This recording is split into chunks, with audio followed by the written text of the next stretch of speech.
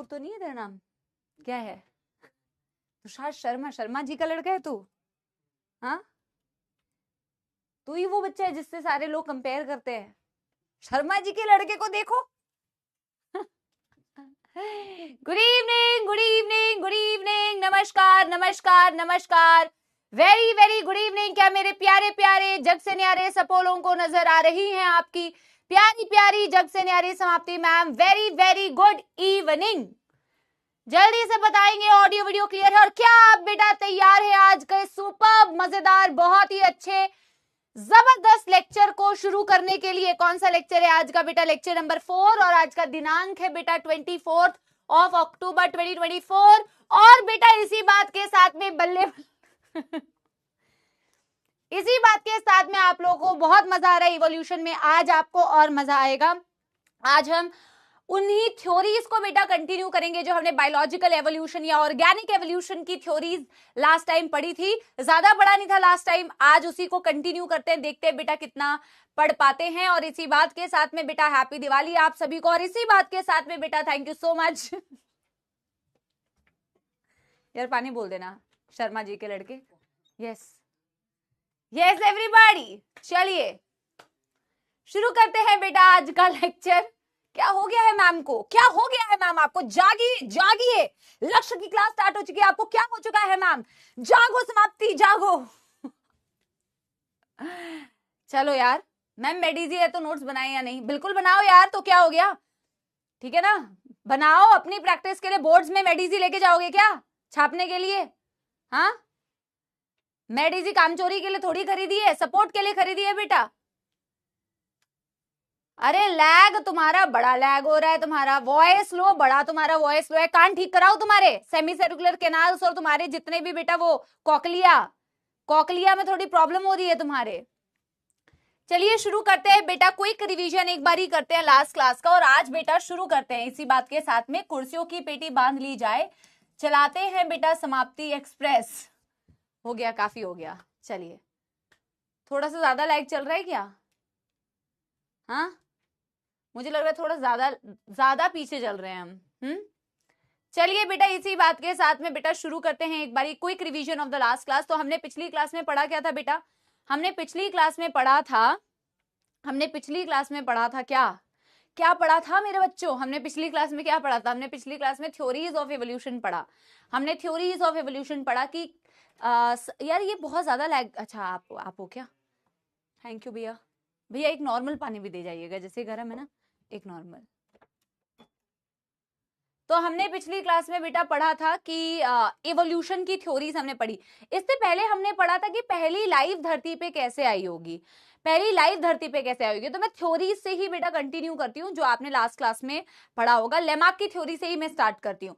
हमने कहा अलग अलग लोगों ने बेटा अलग अलग कहानियां दी कि चलो पहला सेल तो बन गया, या आगे पहला सेल बन गया, कैसे लाइफ आई होगी, कैसे अर्थ बना, कैसे यूनिवर्स बना, उसकी बात तो ठीक है, लेकिन इतने वेराइटी ऑफ ऑर्गेनिजम्स हमें अपने आसपास कैसे दिखते हैं, इतनी वेरिएशंस आपको कैसे दिखती हैं, ये इतनी डिफरेंट टाइप ऑफ स्पीशीज आपको कैसे नजर आती हैं अपने आसपास, तो इसी को कहते हैं कि ये जो चेंज आया, इसके लिए सबने अपनी अपनी थ्योरीज दी बेटा। सबसे पहला जो थ्योरी हमने पढ़ा, Lamarckism, theory of Lamarck, theory of use and disuse, theory of inheritance of acquired characters. तो उन्होंने क्या क्या पॉइंट्स बेटा बताए थे, एक बार क्विकली रिवाइज करो। वॉइस थोड़ी कम है तो वॉइस में चेक करा लेती हूँ। तो उन्होंने बेटा क्या थ्योरीज में क्या क्या पॉइंट्स दिए थे? उन्होंने पॉइंट्स दिए, यार आवाज एक तो चेक करके थोड़ी कम है क्या? ठीक है, तो उन्होंने बेटा क्या पॉइंट्स दिए थे कि हर व्यक्ति के पास एक इनहेरेंट कैपेबिलिटी होती है।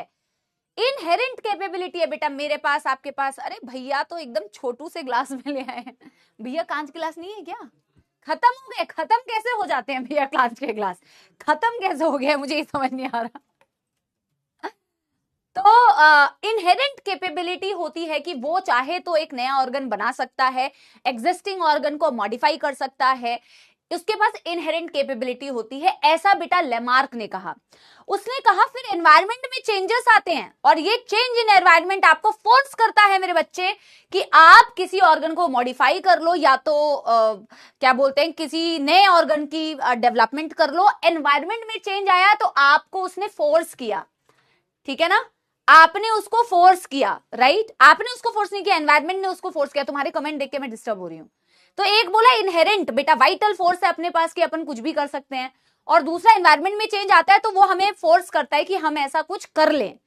फिर उसने बोला कि जिस ऑर्गन को जितना ज्यादा यूज किया जाता है वो उतना ज्यादा डेवलप हो जाता है, जिस ऑर्गन को यूज नहीं किया जाता वो डेवलप नहीं हो जाता, नहीं होता, ठीक है ना?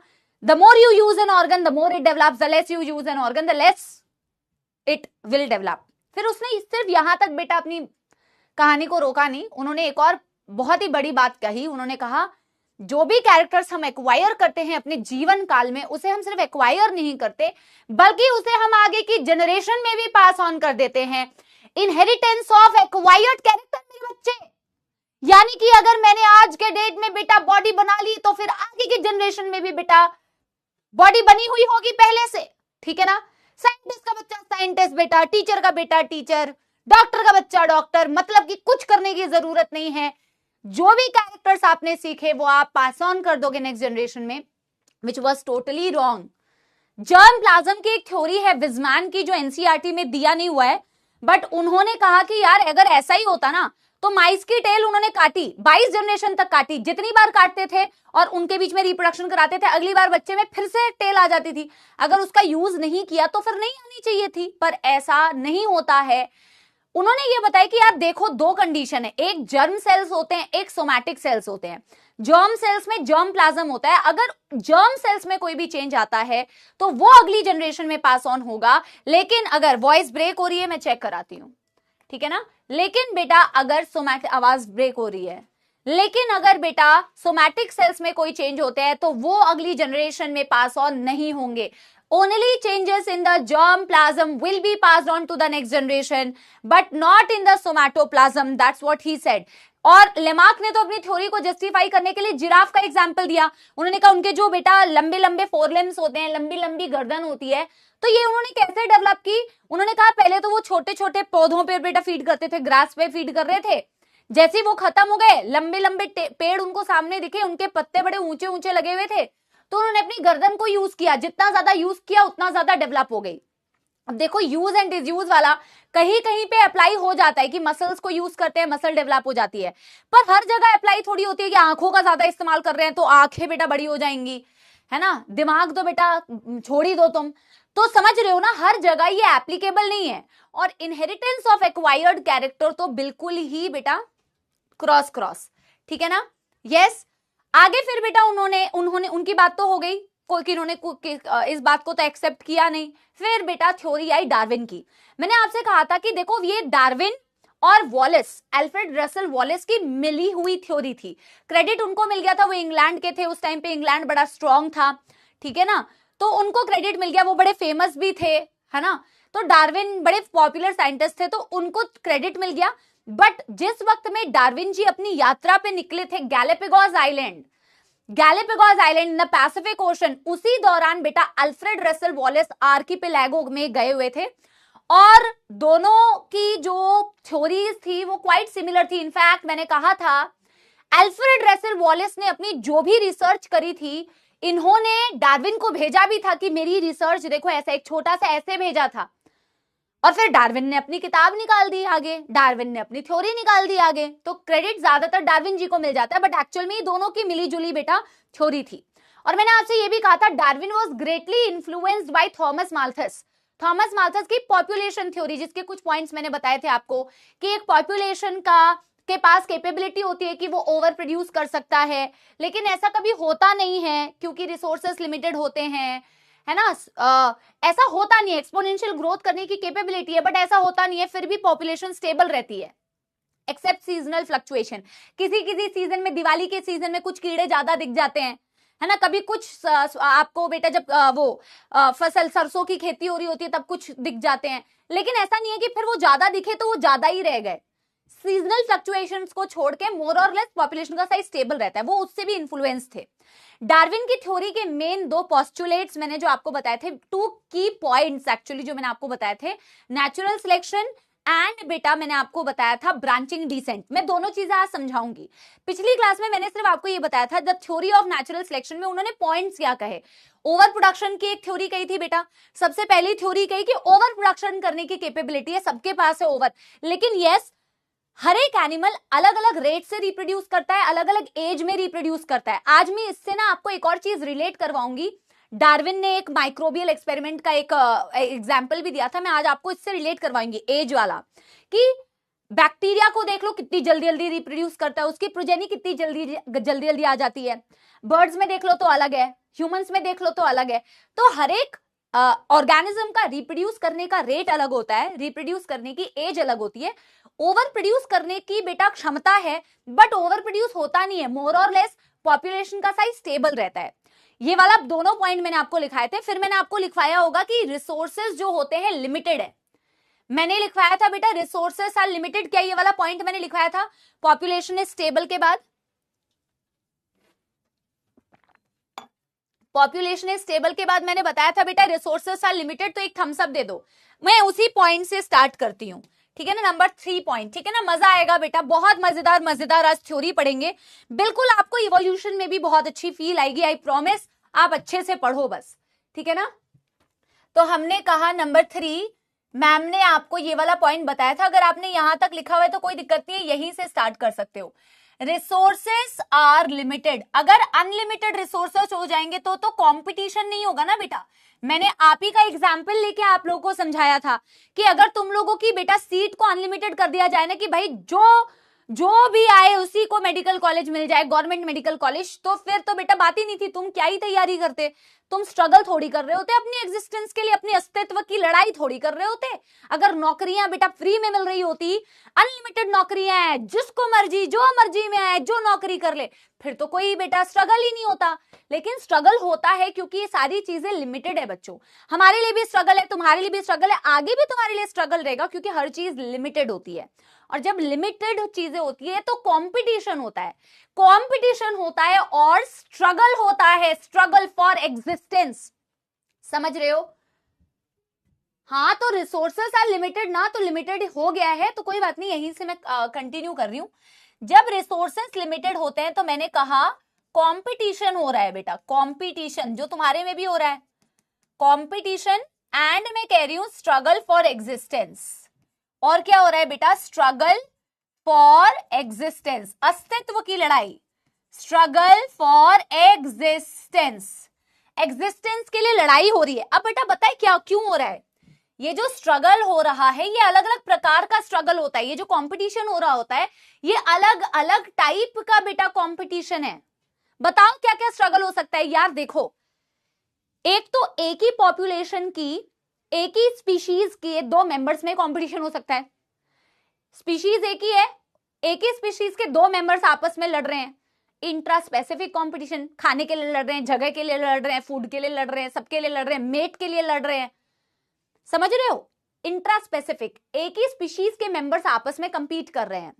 दूसरा competition inter specific competition, inter specific, species के अंदर तो लड़ ही रहे हैं और एक स्पीशीज का मेंबर दूसरे स्पीशीज के मेंबर से भी बेटा लड़ रहे हैं, इन्हीं सब चीजों के लिए लड़ रहे हैं। और इसकी कमी रह गई तो एनवायरमेंट का स्ट्रगल अलग है, कभी टेम्परेचर ज्यादा, कभी टेम्परेचर कम, कभी बेटा आंधी, कभी बेटा तूफान, कभी पानी नहीं है, डेजर्ट। आप समझ रहे हो मेरी बात? इसी तरीके से पढ़ो तो हमेशा याद रहेगा बेटा, ठीक है ना। यस, अरे पॉइंट अपने हिसाब से कर लेना, ठीक है ना।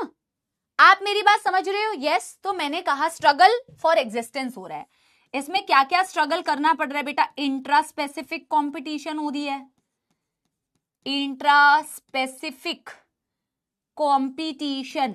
एंड व्हेन आई से इंट्रा स्पेसिफिक कॉम्पिटिशन, इंट्रा का मतलब होता है within the species, between the members of same species. यार तुम्हें स्पीशीज की डेफिनेशन पता है ना, कि एक स्पीशीज दूसरे स्पीशीज से अलग क्यों है, एक स्पीशीज दूसरे स्पीशीज से अलग क्यों कैसे होती है? दो स्पीशीज को आप अलग अलग स्पीशीज तब बोलते हो जब वो आपस में रिप्रोड्यूस नहीं कर सकती है, आपस में मेटिंग नहीं कर सकती है। जब वो आपस में मेटिंग नहीं कर पा रही है तो वो दोनों अलग अलग स्पीशीज हुई। जब आप किसी भी पॉपुलेशन में किसी भी इंडिविजुअल्स को डिफाइन करते हैं that they belong to common same species, तो आप कह रहे हैं वो आपस में रिप्रोड्यूस कर पा रहे हैं। जब वो रिप्रोड्यूस कर पा रहे होते हैं तो वो सेम स्पीशीज होते हैं, जब वो नहीं कर पा रहे हैं तो they belong to different species. ठीक है ना। एक तो इंट्रा स्पेसिफिक स्ट्रगल हो गया मैम, नंबर 1। नंबर 2 मैम ने बताया इंटर स्पेसिफिक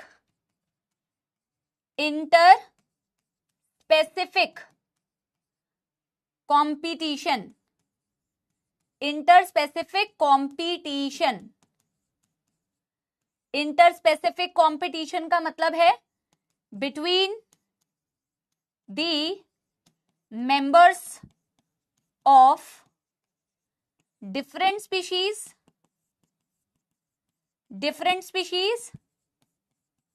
और एक यही बचा था कि अब एनवायरमेंटल स्ट्रगल भी होगा, क्योंकि एनवायरमेंट इज एवर चेंजिंग बेटा, एनवायरमेंट कांस्टेंट थोड़ी रहता है।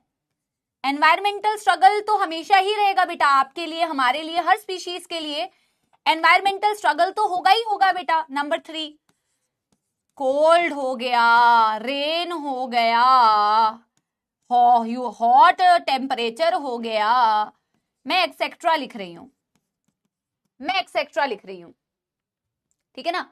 और बेटा ऑब्वियस सी बात है, आप इसे लिखो, मैं साइड में हो जाती हूं। ऑब्वियस सी बात है, जब इतने सारे टाइप के स्ट्रगल हैं बेटा, इतने सारे टाइप की, इतनी ज्यादा कंपटीशन है, आप सबको पता है कि वही जीत, एक मतलब नेचर सिलेक्ट कर लेती है, आपको ये पता है ना। कंपटीशन होता है तो बेस्ट विंस, आपको ये चीज आपने पता है, आपको ऑलरेडी, जो बेस्ट होगा वो जीत जाएगा। आप सब में कंपटीशन हो रहा है, लेकिन आप सब में एक डिफरेंस है, आप ही से रिलेट कर रही हूं। क्या डिफरेंस है? आप सब में वेरिएशंस है, आप सब में भिन्नताएं हैं। कोई भी एक स्पीशीज के भी बेटा, कोई एक स्पीशीज के 2 मेंबर्स भी आपस में सेम नहीं होते। देखो मोनोजाइगोटिक ट्विंस को तो छोड़ दो, but other than that family में भी आप देख लो, सारे बहनें, सारे भाई बहन अलग अलग होते हैं। हम सब में वेरिएशंस है, आप सब में वेरिएशंस है। डार्विन ने एक्चुअली वेरिएशंस की बात करी थी, उनको पता कुछ नहीं था इसके बारे में कि वेरिएशंस आती कहां से है, वो आगे की जनरेशन में पास कैसे होती है, उनको जेनेटिक्स की कोई इंफॉर्मेशन नहीं थी। पर उन्होंने कहा देखो, हम जो मेंबर्स है ना आपस में, हम जो मेंबर थे ना आपस, मेंबर्स जो होते हैं ना with in a species also, her member अलग होता है, क्योंकि सबके पास होती है वेरिएशंस, अच्छी वेरिएशंस और गंदी वेरिएशंस। जैसे कि जिसने ज्यादा पढ़ाई की, जिसकी सिटिंग कैपेसिटी ज्यादा अच्छी थी, जो बेटा लगातार जग सकता था, जो मेहनत कर सकता था, उसको वो किसी और से अलग हुआ ना। एक था आलसी, नंबर 1, पढ़ाई लिखाई नहीं करनी है, क्लास अटेंड नहीं करना है, तो सब में वेरिएशंस है बेटा। यूजफुल वेरिएशंस जो होती है, अब ये तो मैंने तुम्हारे टर्म में समझाया, मैं वेरिएशंस को बेटा एग्जाम्पल लिखना मत, मैं सिर्फ समझाने के लिए तुम्हें बता रही हूं। पॉइंट में तो पहले लिख लो कि रिसोर्सेस लिमिटेड है तो कंपटीशन होता है, स्ट्रगल फॉर एग्जिस्टेंस होता है, लेकिन यहां बात आती है वेरिएशंस की। पहले तो मैं लिखती हूं no two individuals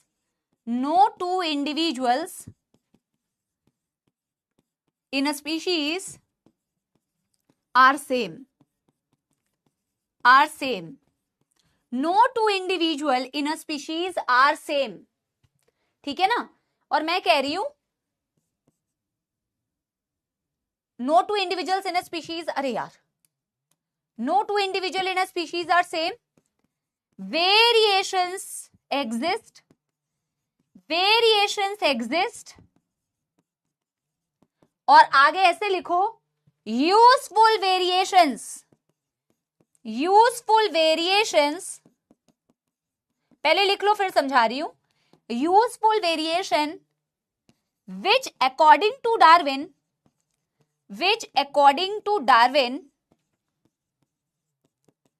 is adaptation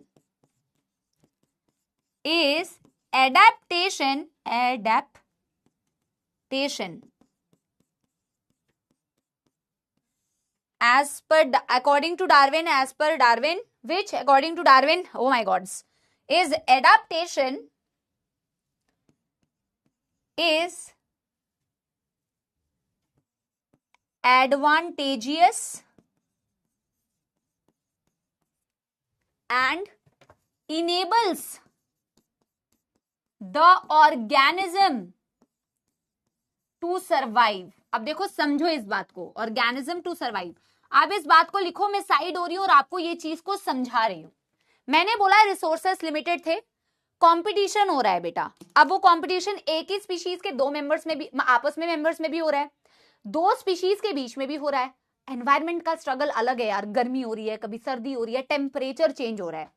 अब सरवाइव कौन करेगा, कैसे डिसाइड होगा? तो मैंने कहा यार वेरिएशंस हैं, मेंबर्स में वेरिएशन है। कोई दो मेंबर्स एक ही स्पीशीज के भी सेम नहीं है, सब में वेरिएशन हो सकती है, अच्छी भी हो सकती है, बुरी भी हो सकती है। कैसे आई ये वेरिएशन, इसकी बात डार्विन ने नहीं की। उन्होंने कहा सब में वेरिएशन होती है, दो इंडिविजुअल सेम नहीं है। इन्होंने इनफैक्ट ये भी कहा ये वेरिएशंस बहुत छोटी होती हैं और ये जनरेशन आफ्टर जनरेशन इनहेरिट भी होती जाती हैं और डायरेक्शनल होती है। ये वाली बात भी मैं लिखूंगी आगे। और इन्होंने कहा जिसके पास एडवांटेजियस वेरिएशंस है, अच्छी वेरिएशंस है या यूजफुल वेरिएशंस है, उसको डार्विन कहते हैं, यानी कि वो एडाप्टेशंस है। जिसके पास अच्छी वेरिएशंस है उसको डार्विन कहते हैं कि ये उस ऑर्गेनिज्म की एडाप्टेशन है और वो उस एनिमल को हेल्प करेगा, उस ऑर्गेनिज्म को हेल्प करेगा उस एनवायरनमेंट में सरवाइव करने के लिए। और वो तो सरवाइव कर जाएगा और अपनी आगे प्रोजेनी बनाएगा, लेकिन जो नहीं, जिसके पास होगा बेटा ऐसा वेरिएशन, वो एलिमिनेट हो जाएगा। अब आप समझ के खुद देखो ना बेटा, ये लिख लिया है तो मैं स्क्रीन के सामने आ जाऊं? यार आपके केस में भी तो ऐसा है ना, जिसके पास एडवांटेजियस वेरिएशन हो गया वो सिलेक्ट हो गया, बाकी एलिमिनेट हो गए। ये तो आपके रेफरेंस में आप समझ रहे हो, बाकी इन जनरल भी तो ऐसा ही होता है ना यार। यार देखो, पहले तो मैं आपको बता दूं, डेजर्ट में आपको एक पर्टिकुलर टाइप के एनिमल दिखते हैं, हॉट ह्यूमिड क्लाइमेट में आपको एक पर्टिकुलर टाइप के एनिमल दिखते हैं, विंटर एरिया वो कोल्ड प्लेसेस में आपको एक पर्टिकुलर टाइप के एनिमल्स दिखते हैं। हर जगह पे हर एनिमल नहीं दिख रहा, क्योंकि हो सकता है कि उस जगह पे उसकी एडाप्टेशंस, उसकी वेरिएशंस जो थी, उसके पास जो वेरिएशन थी जो दूसरे एनिमल से अलग थी, उसके पास अच्छी वाली वेरिएशंस थी, तो वो वहां पे सरवाइव कर गया और वहां पे रिप्रोड्यूस किया, उसने अपनी जनसंख्या को बढ़ाया। डार्विन कहते हैं जिसके पास अच्छी वेरिएशंस होती है ना, एडवांटेजियस वेरिएशंस, उनकी वो एडाप्टेशन होती है। अडेप्ट करने का मतलब क्या होता है? जैसे आपने ऑनलाइन वर्ल्ड से अडेप्ट किया ना, जो अच्छे से अडेप्ट कर जाता है वो सरवाइव कर जाता है। और कुछ कहते हैं कि ऑनलाइन में हम पढ़ नहीं पा रहे हैं, आप अडेप्ट ही नहीं कर पाए। जब कोविड आया तो ऑनलाइन एजुकेशन आई, देखो ना चेंज था, एनवायरमेंटल स्ट्रगल हुआ ना, एनवायरमेंटल स्ट्रगल हुआ है ना। आप समझ रहे हो मेरी बात? तो बोला वेरिएशन है, किसी के पास अच्छी वेरिएशंस है, किसी के पास नहीं है, जिसके पास है उसी को बोला कि वो एडाप्टेशंस है। और जिसके पास वो अच्छी एडाप्टेशंस होती है वो उसमें बेटा सरवाइव कर जाता है, और वो सरवाइव करेगा तो वो प्रोजेनी बनाएगा, बाकी एलिमिनेट हो जाएंगे। ठंडी एरिया में तुम्हें पोलर बियर्स दिख रहे हैं, तुम्हें डेजर्ट में कैमल दिख रहा है, कई दिनों तक हम्प में फैट है, उसके पास एनर्जी प्रोड्यूस कर सकता है, मेटाबॉलिक वाटर प्रोड्यूस कर सकता है, उसको इतने बेटा रिपीटेडली पानी और खाने की जरूरत नहीं है। और कैमल टू कैमल में भी वेरिएशन होता है, कुछ कैमल्स में ज्यादा अच्छी वेरिएशंस है, कुछ कैमल में कम होगी, कैमल टू कैमल भी वेरी कर सकता है। डियर है बेटा, डियर है, दो डियर में आपस में वेरिएशन हो सकती है ना। एक का हो सकता है नेचुरली बेटा उसका वेट थोड़ा कम है, एक का वेट थोड़ा सा हो सकता है ज्यादा है, जो ज्यादा वाला है वो उतनी तेजी से दौड़ नहीं पाता है और डियर को भागने की जरूरत है नहीं, तो प्रीडेशन हो जाएगा उसका। जिसका कम वजन है वो अच्छे से दौड़ पा रहा है, उसके पास अच्छी वेरिएशंस है, बच जाएगा, सरवाइव कर जाएगा।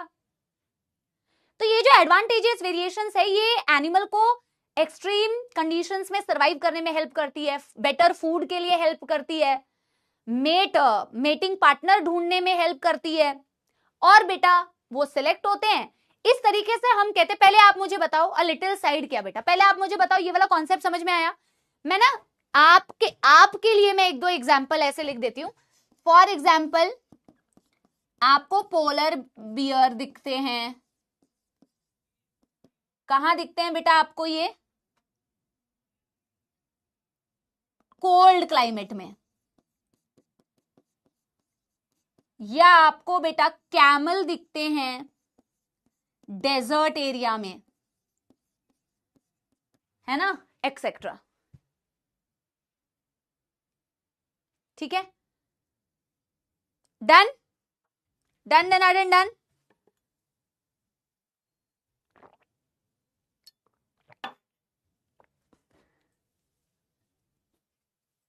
यस, हाँ हाँ हाँ हाँ हाँ हाँ, ठीक है। एग्जाम्पल्स एनसीईआरटी में दिया नहीं है, मैंने आपको इसीलिए लिख के समझाया बेटा, ताकि आपको ना ये चीज समझ में ज्यादा आए। थ्योरी तो बेटा फिर थ्योरेटिकल पॉइंट तो आप याद रख लोगे, पर मैंने एग्जाम्पल के थ्रू आपको बताया ताकि आप रिलेट कर पाओ what is the meaning of variation. अब जब वेरिएशंस होते हैं तो मैंने कहा जिसके पास एडवांटेजियस वेरिएशंस होगी, उस एडवांटेजियस वेरिएशंस मतलब एडाप्टेशंस है, वो उसको बेटा सर्वाइव करने में हेल्प करेगा। इसको हम कहते हैं सर्वाइवल ऑफ द फिटेस्ट, इसे हम कहते हैं सर्वाइवल ऑफ द फिटेस्ट। देखो survival of the fittest word जो है वो हर्बर्ट स्पेंसर का दिया हुआ था, डार्विन का नहीं दिया हुआ था। बट डार्विन ने ये बात अपनी थ्योरी में कही थी कि सब में वेरिएशंस है, जो जिसके पास यूजफुल वेरिएशन होगा अच्छा खाना ढूंढ पाएगा, अच्छा मेट ढूंढ पाएगा, सर्वाइव कर पाएगा, ज्यादा प्रोजेनी बनाएगा, यानी कि वो सर्वाइव कर जाएगा। सर्वाइवल ऑफ द फिटेस्ट, ये टर्म दिया किसने था? हर्बर्ट स्पेंसर ने दिया था।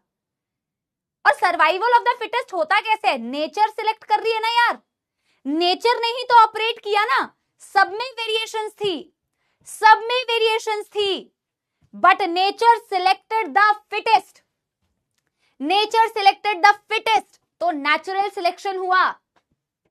समझ में आ गई बात? तो बेटा एक थम्स अप दे दो, यस एवरीवन, एक थम्स अप दे दो, फिर बेटा आगे बढ़ जाएं। Yes everybody, done done done done done done done done. बेटा वेरिएशंस के बारे में एक दो पॉइंट्स हमें और लिखने हैं, फिर हम आगे बढ़ते हैं, ठीक है ना? चलो, और ये पॉइंट बड़े इंपॉर्टेंट है, वेरिएशंस के नीचे ही लिखेंगे, वेरिएशंस के नीचे ही बेटा इसी पॉइंट में कंटिन्यू करके लिखो। अकॉर्डिंग टू डार्विन ना बेटा जो वेरिएशंस होते हैं, देखो उनको पता नहीं था ये वेरिएशंस कहां से आए और कैसे अगली जनरेशन में पास हो रहे हैं, बट ये कहते हैं ये वेरिएशंस बड़े छोटे होते हैं, आपको इतना पता नहीं चल रहा है, ये वेरिएशंस बड़े छोटे होते हैं, स्मॉल होते हैं एंड डायरेक्शनल होते हैं। अभी इसका मतलब आपको आगे मैं समझाऊंगी, आप प्रिडिक्ट कर सकते हो। Variations are small, variations are directional, मतलब प्रिडिक्टेबल है कि आपको पता चल जाएगा कि यार अगर किसी में ये वाला वेरिएशन है ना तो ये सिलेक्ट हो जाएगा, अगर किसी में ये है तो ये सिलेक्ट नहीं होगा। आप प्रिडिक्ट कर सकते हो बेसिकली कि किस डायरेक्शन में नेचुरल सिलेक्शन होने वाला है। सो इट इज बेटा डायरेक्शनल, आपको पता है किस डायरेक्शन में ये इवोल्यूशन होने वाला है।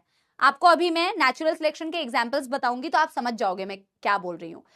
डायरेक्शनल का बेसिकली मतलब है प्रिडिक्टेबल है, according to Darwin I am saying predictable. Variations are small, directional and accumulate over time, generation after generation. Generation after generation.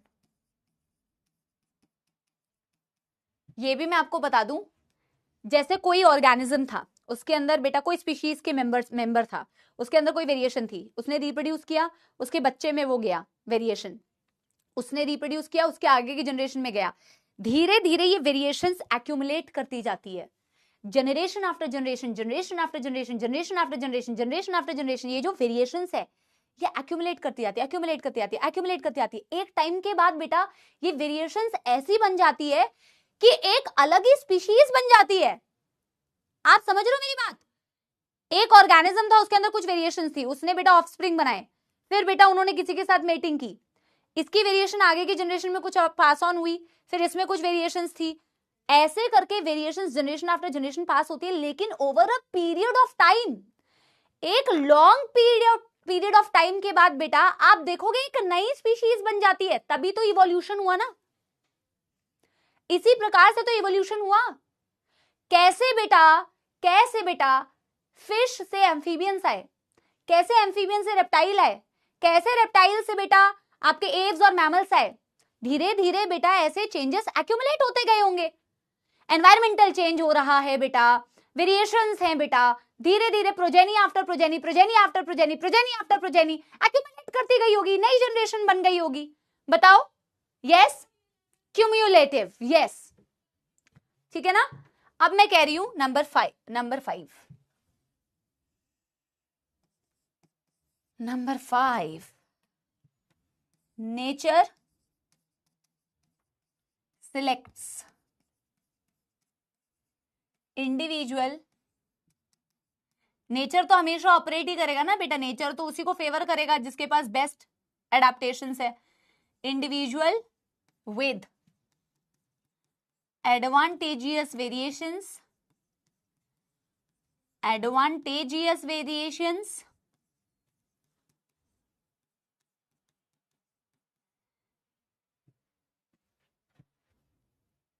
which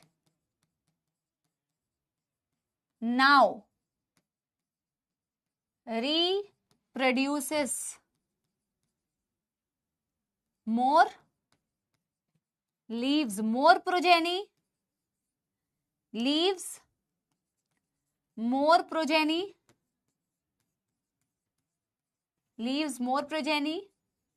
and other eliminate, बाकी एलिमिनेट हो जाएंगे। और पता है आपको बेटा, डार्विन के अकॉर्डिंग रिप्रोडक्टिव फिटनेस, सबसे फिट कौन, जो रिप्रोडक्टिवली सबसे ज्यादा फिट। इन्होंने रिप्रोडक्टिव फिटनेस की बात करी, इन्होंने कहा यार देखो, जिसके पास अच्छी वेरिएशन थी वही तो सरवाइव कर पाएगा, जो सरवाइव कर पाएगा वही ज्यादा बच्चे पैदा कर पाएगा, जो ज्यादा बच्चे पैदा कर पाएगा वो ज्यादा फिट है। तो इनके अनुसार reproductive fitness is the ultimate goal. समझ रहे हो। और यहीं पे मैं कह रही हूं अदर एलिमिनेट, यानी कि यहां पे हो गया सर्वाइवल ऑफ द फिटेस्ट। हालांकि सर्वाइवल ऑफ फिटेस्ट शब्द जो था, इसका मतलब ही है बेटा अदर एलिमिनेट हो गए, सर्वाइवल ऑफ द फिटेस्ट हो गया। Word by this term given by Herbert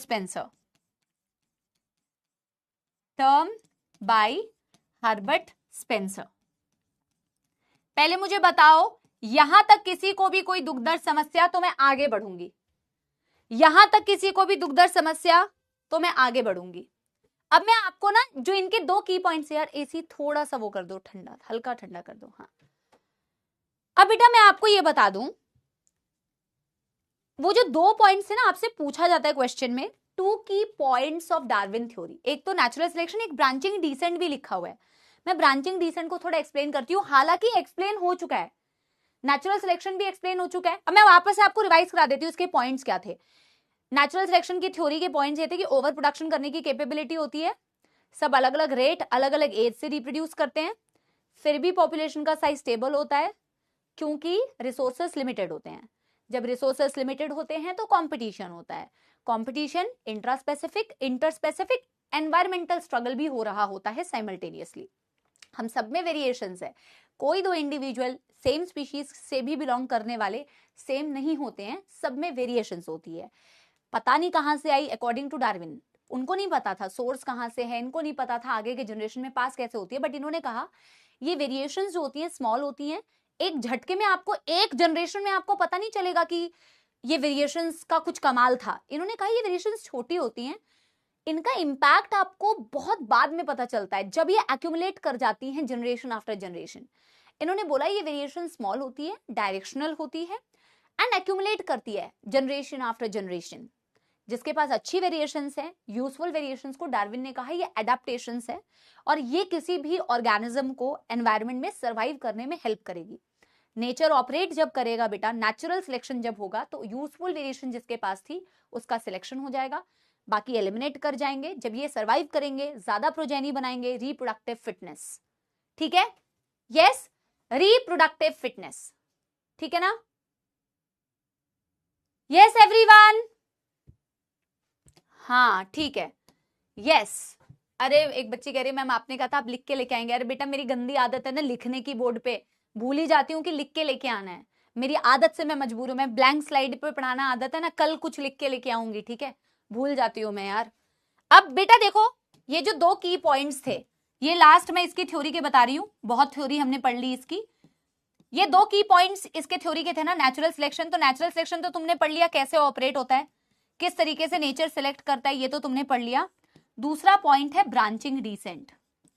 दूसरा पॉइंट है ब्रांचिंग डिसेंट या डिसेंट विद मॉडिफिकेशन, या डिसेंट विद मॉडिफिकेशन भी बोलते हैं इसको, ब्रांचिंग डिसेंट, ठीक है ना।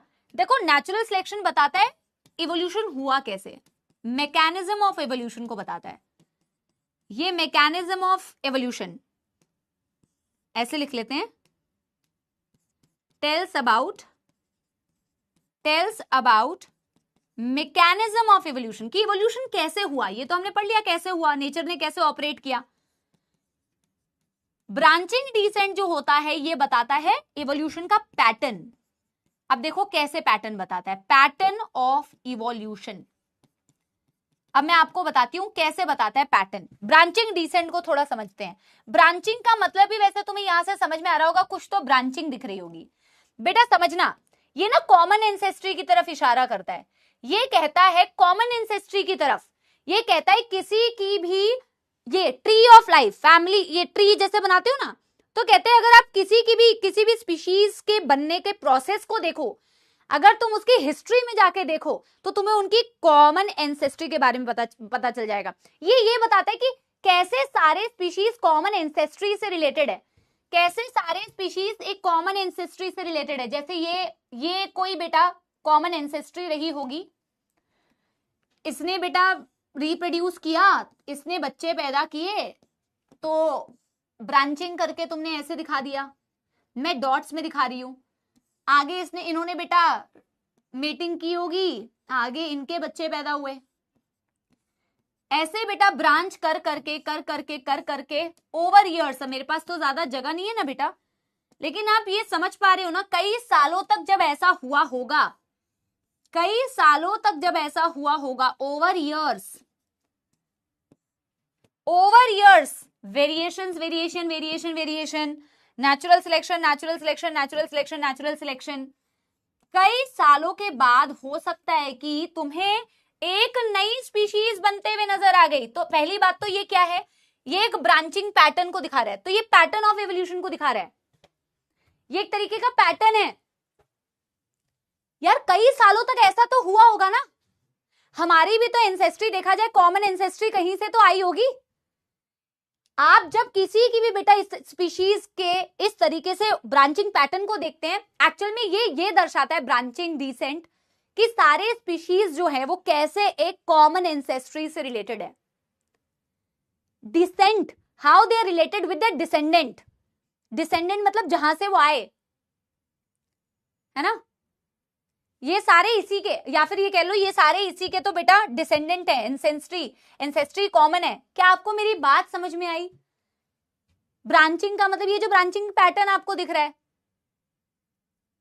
How all species are related to their common ancestry, ये ब्रांचिंग डिसेंट उसको दिखाता है। ऐसे ही तो बेटा हम भी समझते हैं, कैसे ब्रांचिंग देख लो, फिश से कैसे एम्फीबियंस आए, ओवर ईयर्स फिश में कुछ वेरिएशंस एक्यूमुलेट हुई, एम्फीबियंस बने, एम्फीबियंस के वेरिएशन से बेटा रेप्टिलियंस बने, रेप्टिलियंस के वेरिएशन से बेटा एव्स बने, और उसी से आगे जाके बेटा मैमल्स बने। समझ गए? तो मैं यहां पे लिख देती हूं, it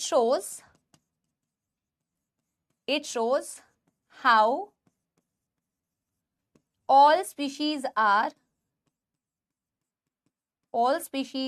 are related to common ancestry।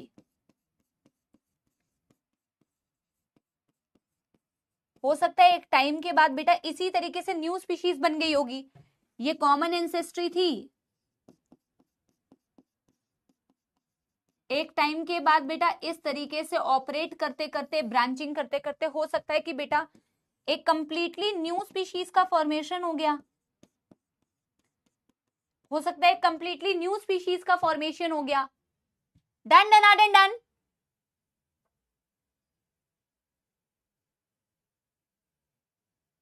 Done done done done.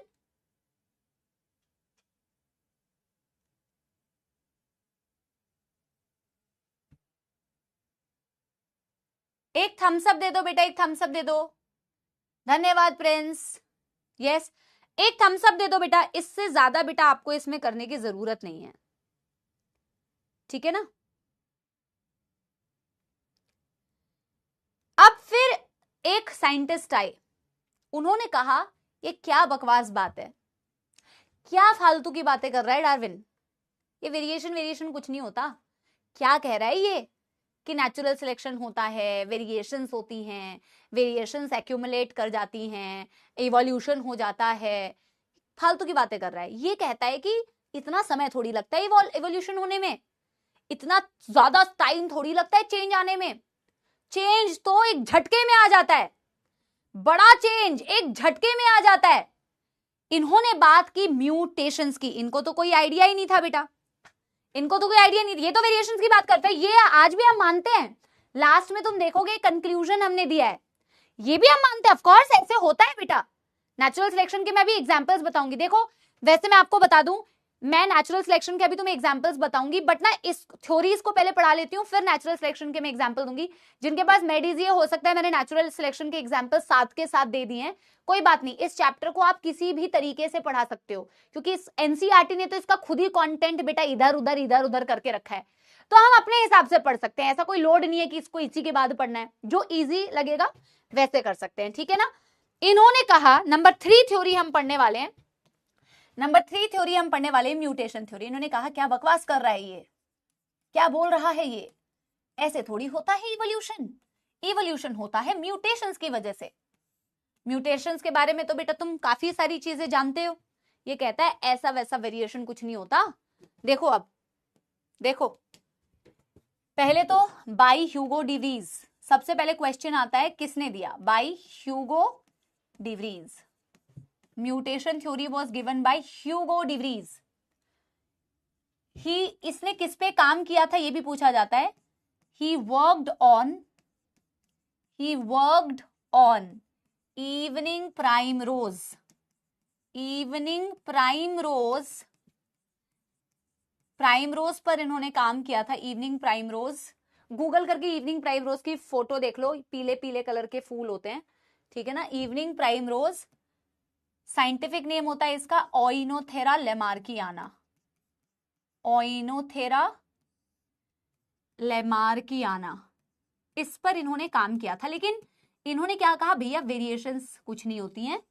इन्होंने कहा था ना, इन्होंने कहा था कि यार वेरिएशंस छोटी होती हैं, डायरेक्शनल होती है, हम प्रिडिक्ट कर सकते हैं, है ना, डायरेक्शनल है। बेटा ये पॉइंट्स याद रखने, क्वेश्चंस आते हैं। डार्विन के की पॉइंट्स क्या है, वेरिएशंस के बारे में उन्होंने क्या कहा था कि वेरिएशन स्मॉल होती है, डायरेक्शनल होती है। ये कहते हैं ऐसा कुछ नहीं होता है भाई, इन्होंने कहा म्यूटेशंस की वजह से होता है। और उन्होंने कहा, इसको स्टार मार्क करना, इससे क्वेश्चन आता है, single step large mutation, single step large mutation, इसको इन्होंने बोला सॉल्टेशन। इन्होंने सिंगल स्टेप लार्ज म्यूटेशन की बात की, इन्होंने कहा सॉल्टेशन की, सॉल्टेशन होता है सिंगल स्टेप लार्ज म्यूटेशंस। इन्होंने कहा म्यूटेशंस की वजह से इवोल्यूशन होता है। उन्होंने कहा म्यूटेशंस रैंडम होती है, म्यूटेशंस रैंडम होती है, हमें नहीं पता, सडन होती है, सडन होती है, रैंडम होती है, डायरेक्शन लेस होती है, लार्ज होती है, और एक झटके में नई स्पीशीज बना सकती है, एक झटके में नई स्पीशीज बना सकती है। इतना एक्यूमुलेट करने की मिलियन ऑफ ईयर्स तक जरूरत नहीं है।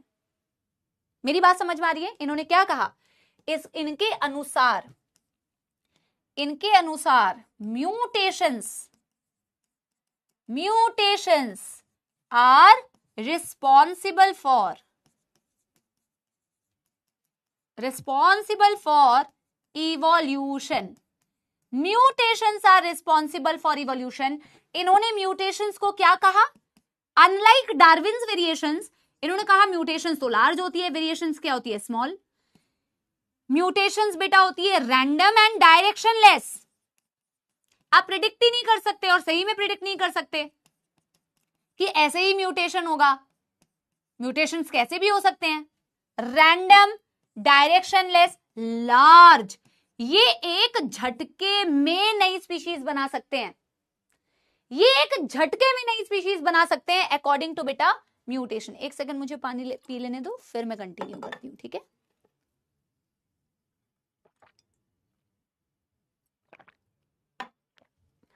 ठीक है ना। और इस इन्होंने कहा म्यूटेशंस बाई चांस होती है। और बेटा तुम्हें तो पता ही है, तुम तो म्यूटेशंस के बारे में जानते ही हो।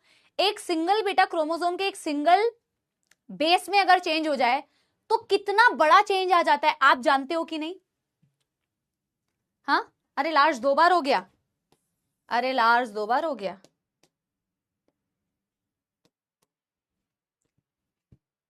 Large, random and directionless. अच्छा तुम्हें तो ये पता ही है बेटा, एक हाँ 2 टाइम लार्ज, अरे ठीक है, प्रिंटिंग मिस्टेक ठीक कर ली। चलो आप ऐसे लिख लो ना, by chance, large and by chance.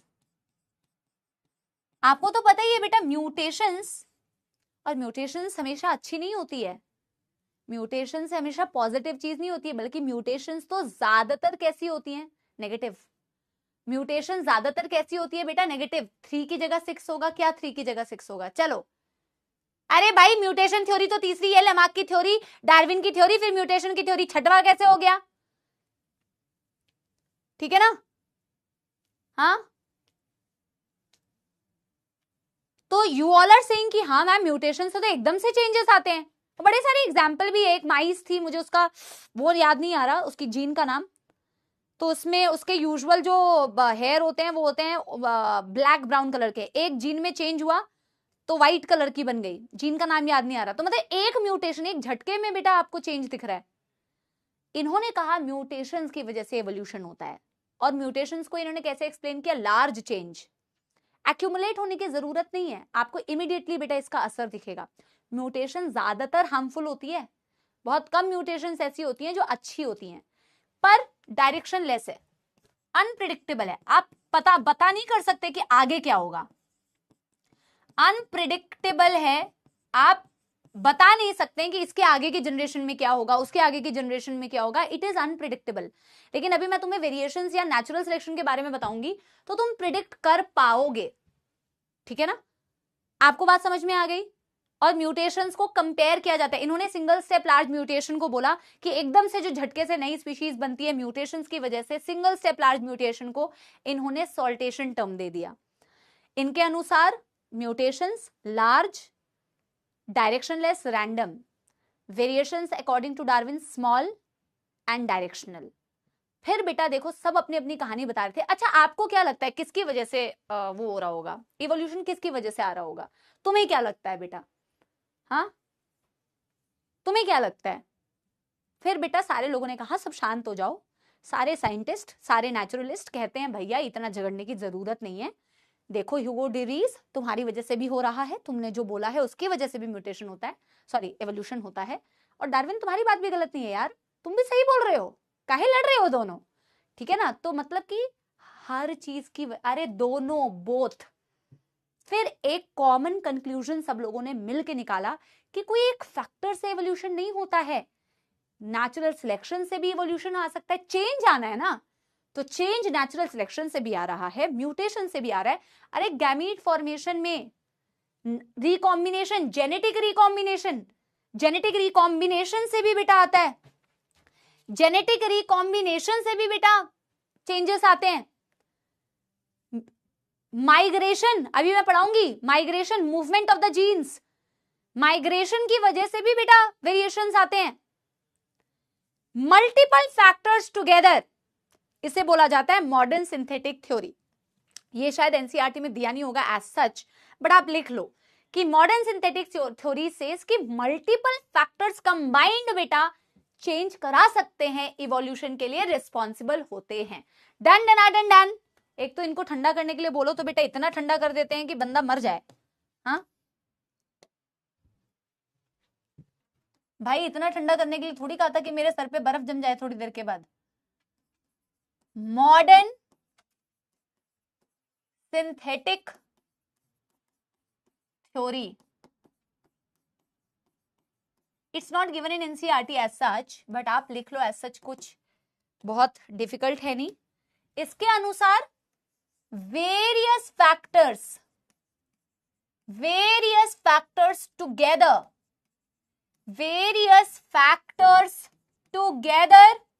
are responsible for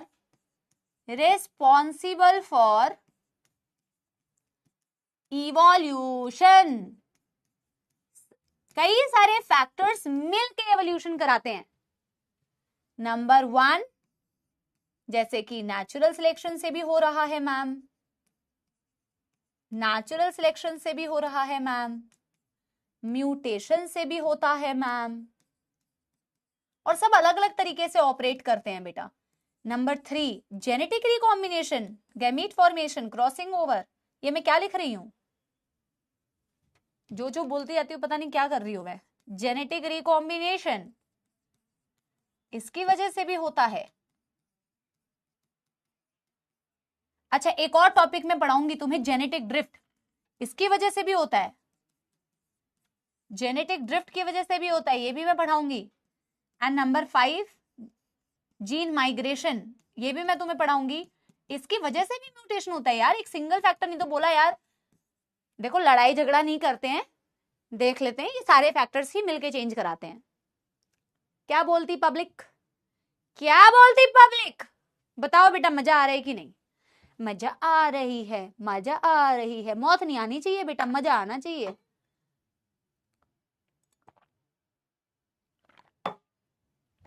अब मैं तुम्हें क्या करती हूं, एग्जाम्पल्स बताती हूँ नेचुरल सिलेक्शन के। कुछ तो प्योर नेचर ने ही बेटा, नेचर में ही ऑपरेट हो गए, कुछ ह्यूमन एक्शंस की वजह से नेचर ने सिलेक्ट कर लिया कुछ इंडिविजुअल को। देखो ठीक है ना। Explain 4 or 5? No, I will not explain. I am not here to explain. I will not explain point number 4, point number 5. I will not teach. Okay? नालायक, सुनते तो है नहीं, तुम्हारे अंदर भी वेरिएशंस है, बेकार वाली वेरिएशंस, कान चेक कराओ अपना, ठीक है ना। हेडिंग डालते हैं examples of natural selections, heading डालते हैं एग्जाम्पल्स ऑफ नेचुरल सिलेक्शन। देखो इनमें से कुछ तो बेटा हमें आगे पढ़ना है। डार्विन फिंचेस जो नेचर में ऑपरेट हुआ था, जब वो गैलापागोस आइलैंड गए थे ना मिस्टर डार्विन, तो उन्होंने वहां की अलग अलग स्पीशीज को ऑब्जर्व किया था बेटा, ठीक है ना। उन्होंने अगले अगले बोल रही हूँ, उन्होंने अलग अलग स्पीशीज को उस आइलैंड में ऑब्जर्व किया था, जायंट टॉर्टोइज, बहुत अलग अलग स्पीशीज को उन्होंने ऑब्जर्व किया था, वहां की फौना को भी ऑब्जर्व किया, फ्लोरा को भी ऑब्जर्व किया। एक बहुत फेमस बर्ड है, डार्विन फिंच बोलते हैं उसे, मैं इसके बारे में एडेप्टिव रेडिएशन में पढ़ाऊंगी तुम्हें। Very good example of natural selection. एक बर्ड की बीक को उन्होंने देखा, तो बड़ी अलग अलग बर्ड की एंसेस्ट्री सेम थी, पर वहां पर बेटा कुछ की बीक में मॉडिफिकेशन हो चुकी थी, कोई कैक्टस खाने वाली थी, कोई इंसेक्ट फीडिंग थी, तो सबके बीक में मॉडिफिकेशन थे। Very good example of natural selection. But how it is a example of natural selection, ये मैं एडेप्टिव रेडिएशन में समझाऊंगी, पहले ही बता रही हूँ, फिर मत बोलना पॉइंट नंबर 1 एक्सप्लेन प्लीज, ठीक है ना, ये बताऊंगी मैं बेटा आपको, ठीक है ना।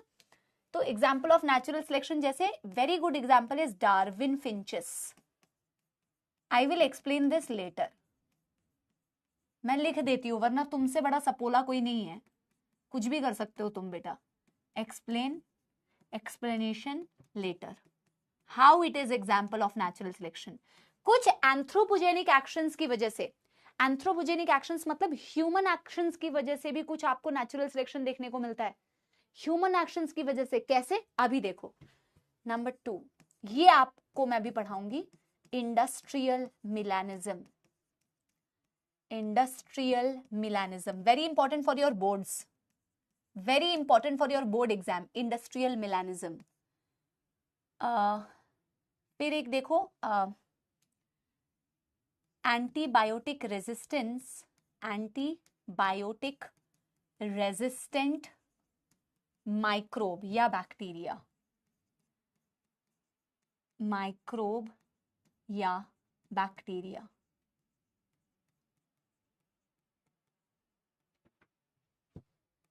नंबर 4 एक और है बेटा, पेस्टिसाइड, पेस्टिसाइड रेजिस्टेंट मस्कीटो, ये तो तुम भली भांति परिचित हो बेटा। और ये जो तीनों मैंने लास्ट में बताए ना, these 3 are due to anthropogenic actions, what is the meaning of anthropogenic? कभी भी एंथ्रोपोजेनिक एक्शन बोलते हो मतलब ह्यूमन एक्शंस। एंथ्रोपोजेनिक एक्शन कभी भी बोलते हो मतलब ह्यूमन एक्टिविटीज की वजह से। ह्यूमन एक्टिविटीज की वजह से अगर तुम्हें ऐसा कुछ नेचुरल सिलेक्शन दिख रहा है तो आप इसे बोलते हो एंथ्रोपोजेनिक एक्शन। अरे लो आवाज में बोल रही थी मैं, आप जोर से बोल रही हूं यार, हर वक्त तो मेरे से चिल्लाओगे क्या बेटा? अरे डार्विन फिंच मैं बाद में एक्सप्लेन करूंगी। इंडस्ट्रियल मिलानिज्म। कभी कभी मैं सोचती हूँ तुम्हारी क्लास में मैं कितना चिल्ला रही हूँ, थोड़ा आराम से बोलती हूँ बेटा। इंडस्ट्रियल मिलान मैं ऐसे बोल नहीं सकती बेटा। देखो आम जिंदगी में मैं ऐसे नहीं बोलती हूँ, पर बेटा मेंटोर जिंदगी यानी कि तुम्हारी क्लासेस में मैं ऐसे ही बोलती हूँ। इंडस्ट्रियल मिलानिज्म बेटा हम पढ़ेंगे बाद में, ठीक है ना?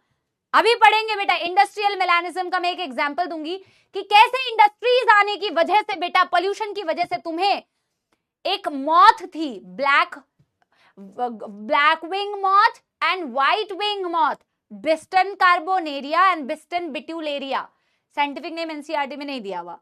उनमें कैसे बेटा नेचुरल सिलेक्शन होता है, या एंटीबायोटिक रेजिस्टेंस माइक्रोब का एनसीईआरटी ने एग्जांपल दिया हुआ है, या पेस्टिसाइड रेजिस्टेंट मस्कीटो। तो बेटा ये सारों को मैं अभी एक्सप्लेन करती हूं, ठीक है ना? Done done done done. Very important for your boards, industrial melanism. Let's get started with how industrial melanism. बेटा एक बार पहले एनसीईआरटी की रीडिंग कर लें यहां तक की, नहीं तो फिर एक साथ बहुत सारा करना पड़ेगा।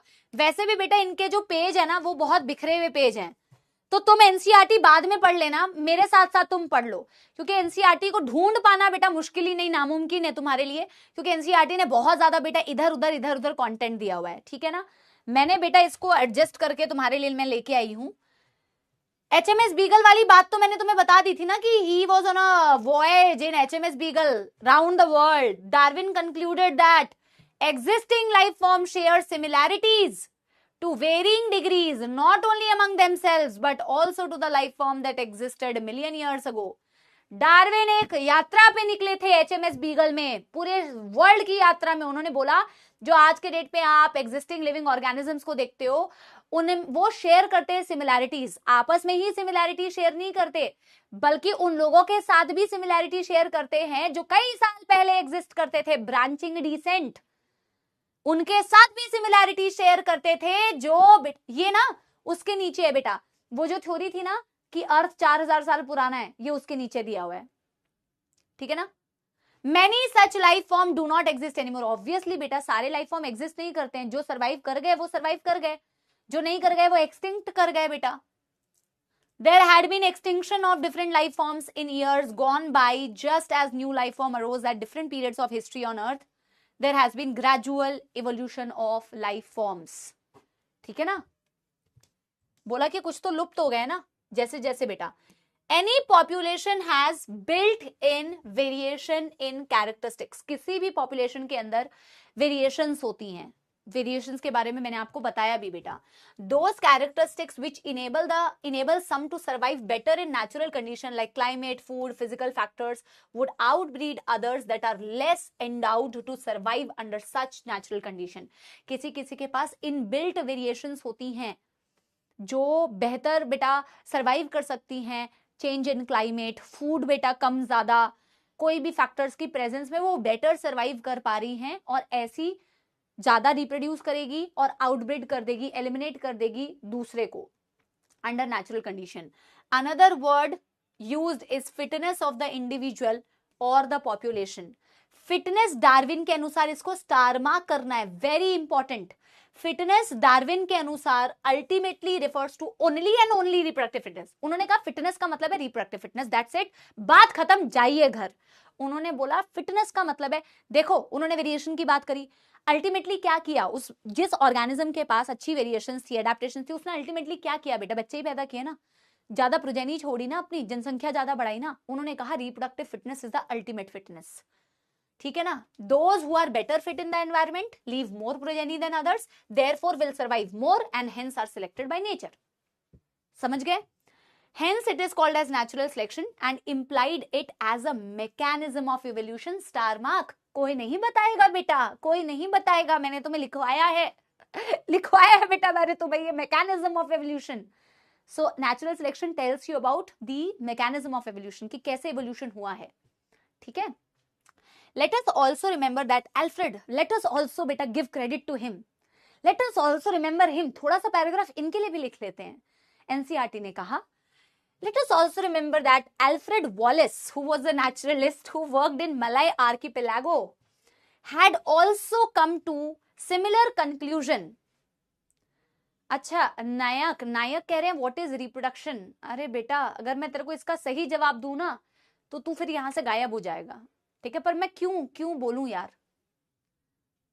काश तू यहां नहीं होता बेटा, अब समझ जा. चल,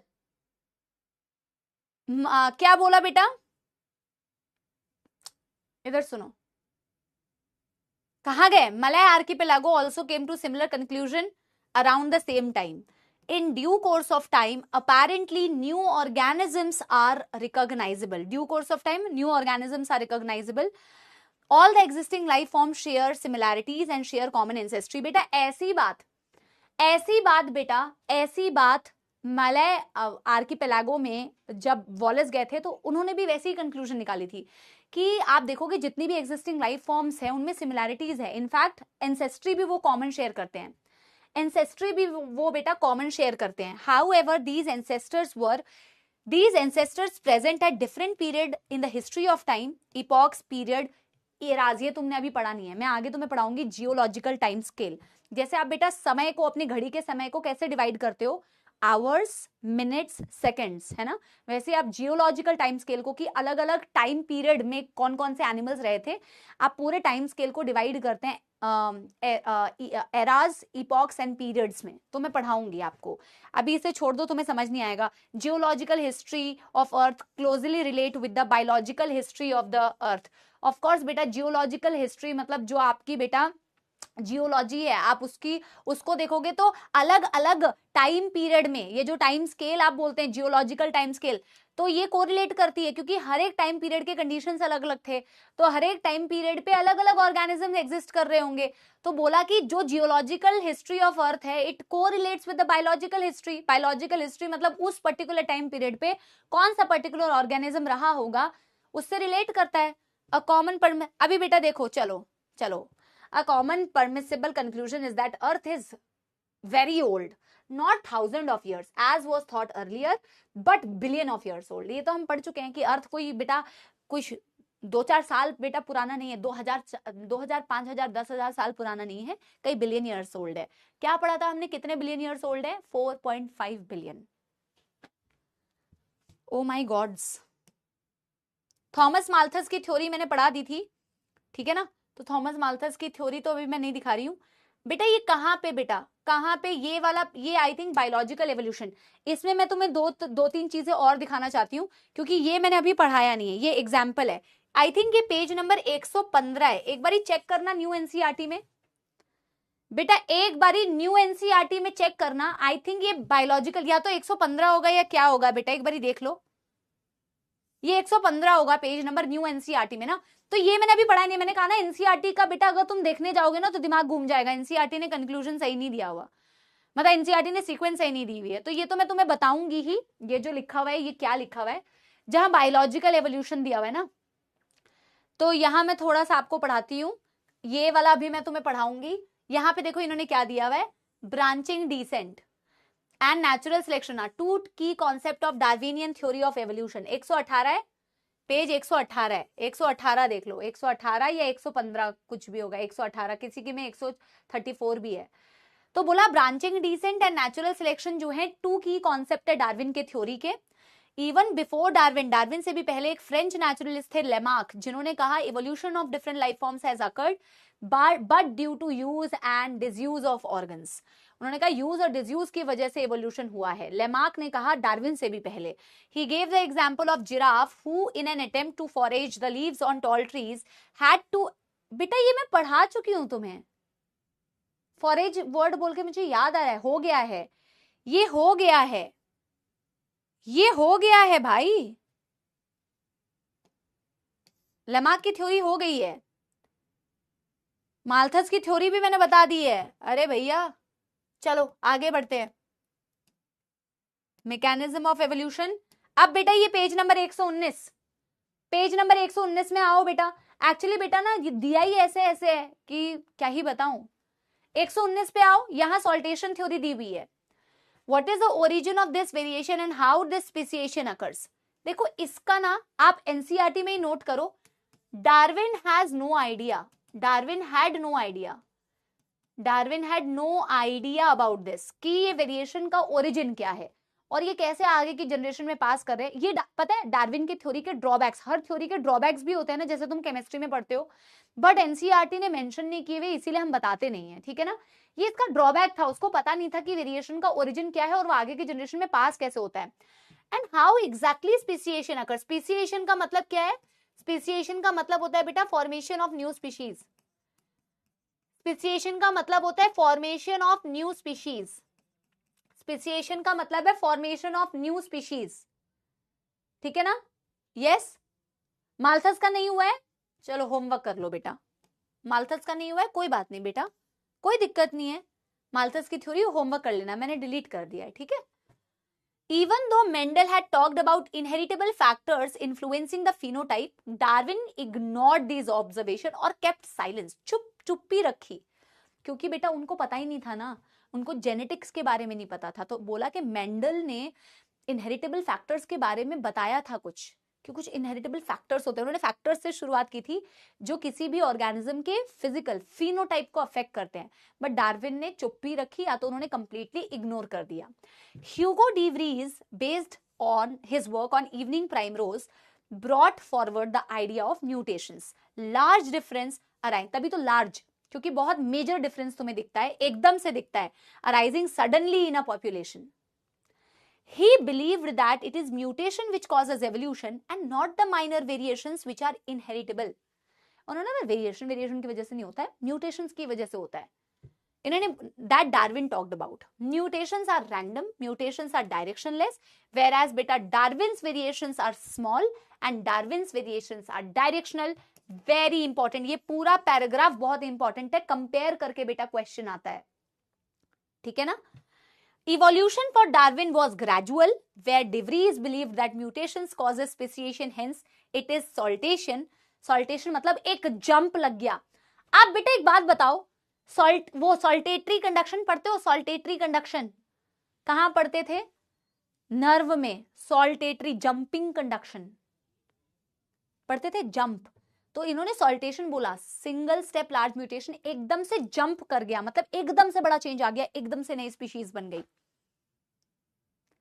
बाद में जब बेटा जेनेटिक्स पे स्टडी हुई तो आपको थोड़ी सी क्लैरिटी मिली। Speciation means Ananya, formation of new species. Ananya जब यहाँ पे मैं लिखवा रही थी तो तू क्या कर रही थी? मैगी बना रही थी या खा रही थी मैगी? चलो डन डन डन डन बेटा। देखो थैंक यू बोलो जल्दी से। पूरी एनसीईआरटी को तुम्हें बेटा मैं बता रही हूं साथ के साथ, वो भी इतनी गंदी तरीके से दी हुई एनसीईआरटी को। इसमें बड़ा दिक्कत होता है बेटा एनसीईआरटी को ना तुम्हें समझाना। अब हम बेटा इसकी कहानी पढ़ने वाले हैं, इनकी इंग्लैंड में जो हो रहा था 1850s और 1920s की बात। इंडस्ट्रियल मेलानिज्म कहां लिखें? यहां करते हैं। चलो डन डन डन। हाँ बहुत बहुत थैंक यू, बहुत बहुत धन्यवाद, बहुत बहुत धन्यवाद। अब हम एग्जाम्पल्स पे मूव करते जा रहे हैं। सबसे पहले बात करेंगे बेटा नेचुरल सिलेक्शन, जो क्या बोलते हैं इंडस्ट्रियल मेलानिज्म, ठीक है ना। Industrial melanism the very first example. चलिए और देखो ये बहुत ही मजा आएगा तुम्हें इसमें। मुझे लगता है आज मैं लास्ट टॉपिक शायद यही पढ़ा पाऊं, वैसे तो हो सकता है बाकी दो एग्जाम्पल में भी टाइम लगेगा, बट ये आपके बोर्ड्स के लिए भी बहुत इंपॉर्टेंट है। इंडस्ट्रियल मेलानिज्म बोर्ड्स के लिए भी बहुत जरूरी। वेरी गुड बेटा। अभी तो हम नेचुरल सिलेक्शन के एग्जाम्पल्स देख रहे हैं, मैं आगे आपको पढ़ाऊंगी types of natural selection. Natural selection के टाइप्स भी होते हैं, वैसे तो मैं साथ के साथ ही करा सकती हूँ, और या तो जेनेटिक वो हार्डी विनबर्ग पढ़ाऊंगी तो उसके साथ करा सकते हैं। मैंने बोला ना चैप्टर को आप किसी भी तरीके से पढ़ सकते हैं, सिक्वेंसिंग में कोई लोड नहीं है। वैसे भी एनसीईआरटी खुद ही बेकार सिक्वेंसिंग वाली है। इंडस्ट्रियल मेलानिज्म, इंडस्ट्रीज और मेलानिज्म। तो इंग्लैंड की बात करी गई है कि यार वहां पे ना कुछ मॉथ्स थी, मॉथ, ठीक है ना। ऐसी मॉथ, ऐसी प्रजाति दिखती है, इनको मॉथ कहते हैं बेटा, दीज आर मॉथ्स। अपनी अपनी एनसीईआरटी में देखो तितली जैसी दिख रही है, बट तितली नहीं है बेटा, दीज आर मॉथ्स। एंड कुछ मॉथ्स थी सफेद विंग वाली, व्हाइट विंग्ड मॉथ, कुछ मॉथ थी, ये ना आई थिंक जूनियर क्लासेस में भी दिया होता है, कुछ मॉथ थी डार्क विंग्ड मॉथ, कुछ काले रंग की थी, कुछ सफेद रंग की थी। बोला जब तक तो इंग्लैंड में अराउंड 1850s कोई इंडस्ट्री नहीं आई थी, तब तक तो मैम क्या होता था ना, व्हाइट विंग्ड मॉथ का पॉपुलेशन ज्यादा था और डार्क विंग्ड मॉथ का पॉपुलेशन बड़ा कम था। इसको एक्सप्लेन कैसे किया इन्होंने अभी मैं बताती हूँ, ठीक है ना। देखो इंडस्ट्रियल मेलानिज्म, बेटा एक काम करते हैं, मैं लेफ्ट साइड में लिखती हूँ और राइट साइड में ड्राइंग बनाती हूँ, क्योंकि बिना ड्राइंग के आपको समझ नहीं आएगा। अरे बिना ड्राइंग के समझ नहीं आएगा, तो राइट साइड में लेफ्ट साइड में लिखती हूँ, राइट साइड में ड्राइंग बना के आपको एक्सप्लेन करूंगी। तो फर्स्ट एग्जांपल हम पढ़ने जा रहे हैं natural selection by human actions, है ना। Before industrialization, before industrialization, before industrialization यानी इंडस्ट्रीज आने से पहले, अराउंड एनसीईआरटी ने दिया हुआ है 1850s, before industrialization in England, in England,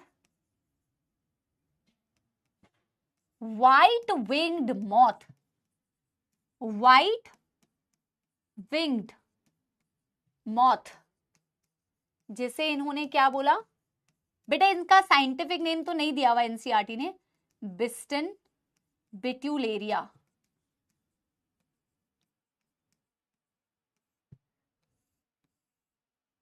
were more in number than dark winged moth, dark winged moth जिनका नाम होता है बिस्टन कार्बोनेरिया, कार्बोनेरिया कार्बन से मतलब डार्क, बिस्टन कार्बोनेरिया।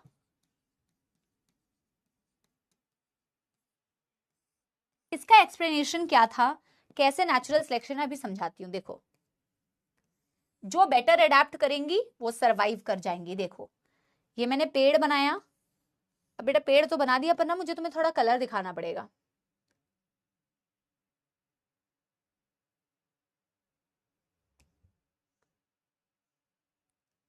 अच्छा पेड़ के ऊपर तो वैसे भी लाइकन्स थी ना, तो एक सेकेंड, तो लाइकन्स के लिए तो हमें वैसे भी क्या करना है, ये सुंदर सा एक पेड़ बना देते हैं बेटा,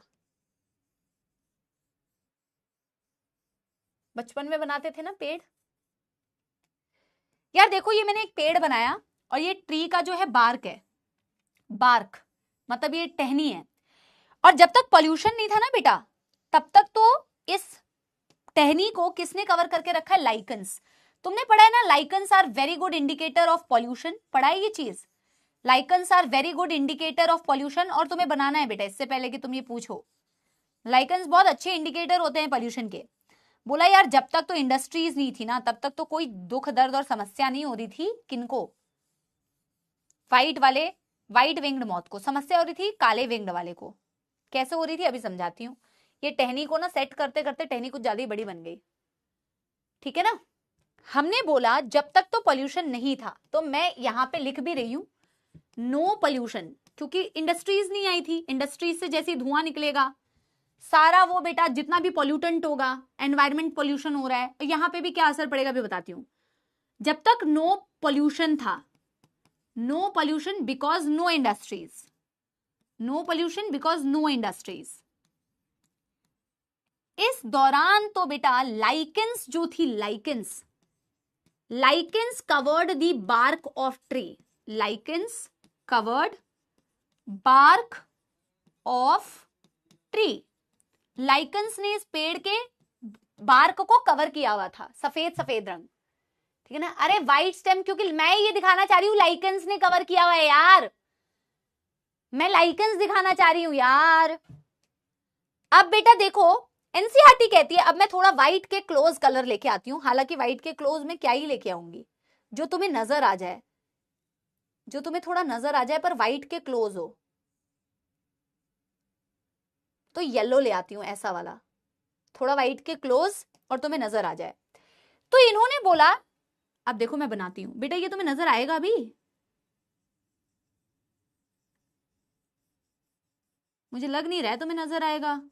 वैसे मुझे बनाना ऐसा है कि जो नजर ना आए, पर पता नहीं ये नजर आएगा या नहीं। थोड़ा तो तुम्हें नजर आना पड़ेगा ना टॉपिक समझने के लिए, एकदम कैमोफ्लेज नहीं कर सकती हूँ ना। मैं इसको ऐसे ही बना रही हूं मॉथ्स को। नहीं नजर आ रहा ना, नहीं नजर आ रहा, चलो मैं कलर चेंज करती हूँ। मैं चलो कलर चेंज कर रही हूँ, कलर चेंज कर रही हूँ, थोड़ा ऐसा बनाना पड़ेगा ना कि तुम्हें नजर आए। चलो ये वाला कलर नजर आएगा या ये भी नहीं नजर आएगा? ये वाला कलर बताना बेटा, बेटर। एक्चुअली लाइट वाली जो मॉथ है ना, लाइट विंग यानी कि वाइट वाली, उसको अब मैं कैसे दिखाऊं? या तो बैकग्राउंड को पीला कर देना चाहिए था थोड़ा और उस पर वाइट बना देना चाहिए था। ये नजर आएगी क्या? अगर तुम्हें ये नजर नहीं आ रही ना, फिर मेरे पास एक लास्ट ऑप्शन बचेगा, वो मैं करती हूँ अभी। ये नजर आ रही है ना, ये नजर आ रही है ना, चलो ठीक है। ओ माय गॉड यार, हे ईश्वर, हे प्रभु, हे।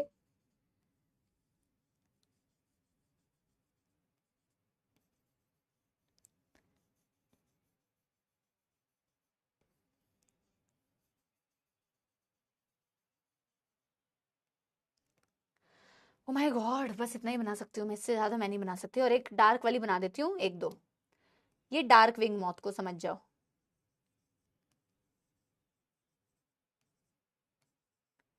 ऐसा लग रहा है वो हम लोग लगाते हैं ना, लड़कियां लगाती है ना बो, छोटे बच्चों को लगाते हैं ना बो, बो बना दिया है मैंने, ऐसा लग रहा है। अब ये समझाने की क्या कोशिश करी है मैम ने, जरा देखो।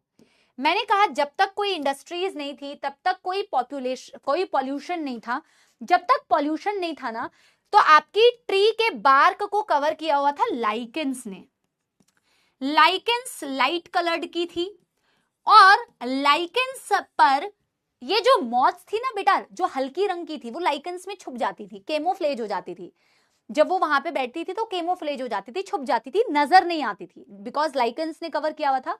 तो उनके कलर के साथ इनका कलर मैच कर गया, तो ये प्रिडेशन इनका नहीं होता था, कम होता था। लेकिन जो डार्क विंग्ड मॉथ थी ना, वो बहुत ज्यादा कॉन्ट्रास्टिंग कलर था उनका।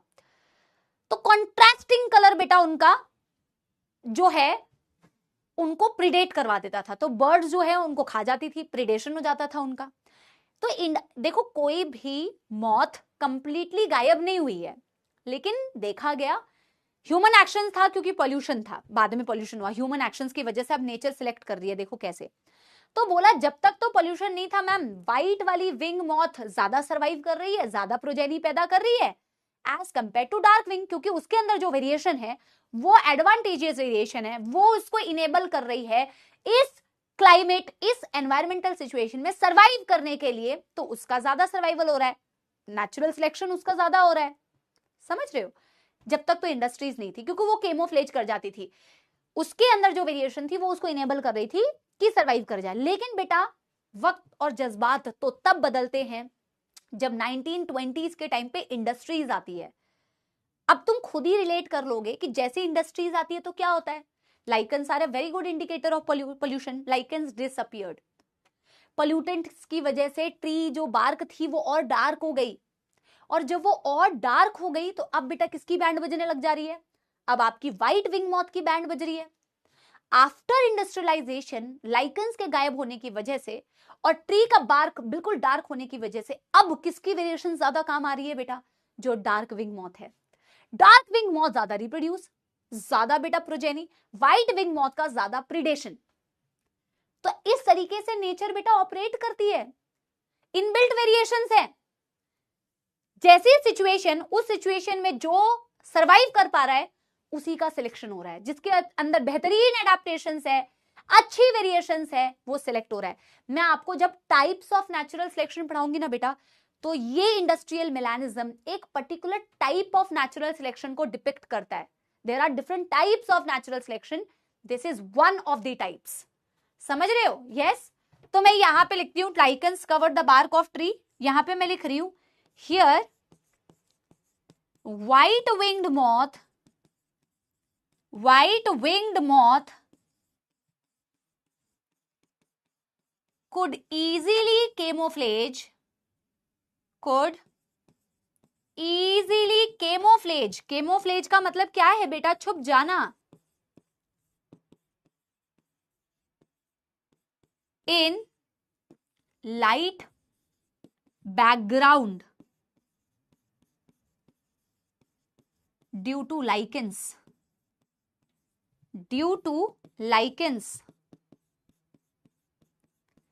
whereas dark winged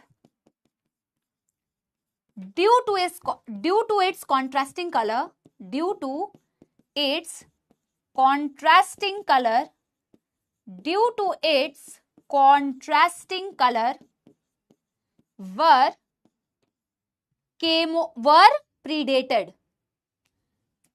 were easily predated by birds। तो अगर मैं लिखना चाहूं, ये व्हाइट विंग्ड मॉथ है, ये ज्यादा दिख रही हैं, ये डार्क विंग्ड मॉथ हैं, ये कम दिख रही हैं। वैसे तो इसमें तुम्हें दिख नहीं रहा है डार्क, तो मैं ऐसे कर देती हूं, ये डार्क, ठीक है। एक तो बेटा हाय राम, मैं कंक्लूजन में ऐसे लिख सकती हूं, भाई एसी कम तो है ही ऑलरेडी। बिफोर इंडस्ट्रियलाइजेशन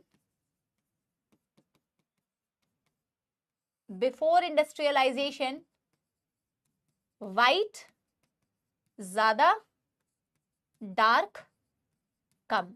वक्त और जज्बात बदलते बेटा, दिन बदलते, समय बदलते, देर नहीं लगती। इसका बेहतरीन एग्जाम्पल है ये मॉथ्स। इंडस्ट्रीज आने से पहले तो व्हाइट वाली कर रही थी, बल्ले बल्ले शावा शावा, मैं तो छुप गई, तुम्हारा प्रिडेशन हो रहा है, वाओ बड़ा मजा आ रहा है, वाओ, ठीक है ना। लेकिन बेटा जैसे ही वक्त और जज्बात बदलते हैं, ह्यूमंस आते हैं, ह्यूमंस तो बेटा वैसे ही सारी जज्बात बदल देते हैं, इमोशनलेस पीपल है ना, फेक पीपल।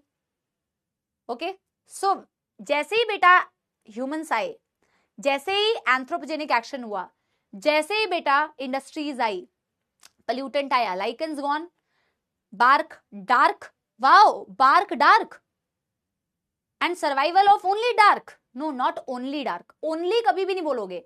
ऐसा कभी नहीं होता है कि व्हाइट वाली एकदम गायब हो गई या ब्लैक वाली एकदम गायब हो गई, कोई भी पूरी कंप्लीटली डिसअपियर नहीं होती है बेटा, ज्यादा और कम नजर आती हैं। थम्स अप दे दो बेटा और आगे बढ़ते हैं।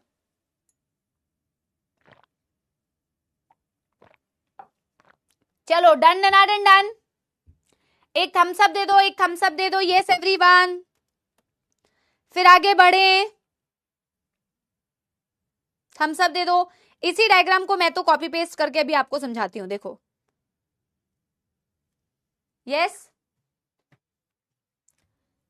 करते हैं इसको कॉपी। ओके जी, अब देखो मैं यहां पे लिखने वाली हूं आफ्टर इंडस्ट्रियलाइजेशन क्या हुआ।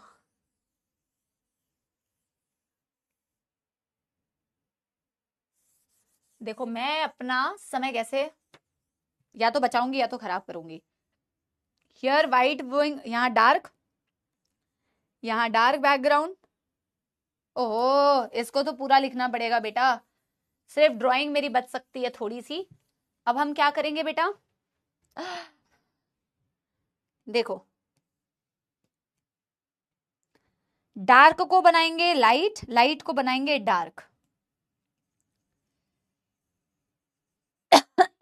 मेहनत तो फिर भी उतनी ही लगेगी ना, सिर्फ पेड़ ही नहीं बनाया मैंने।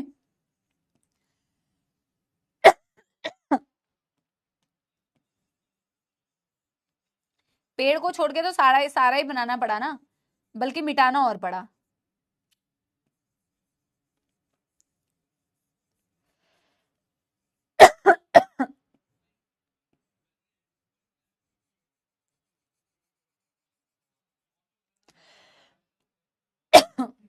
पता नहीं क्या हुआ।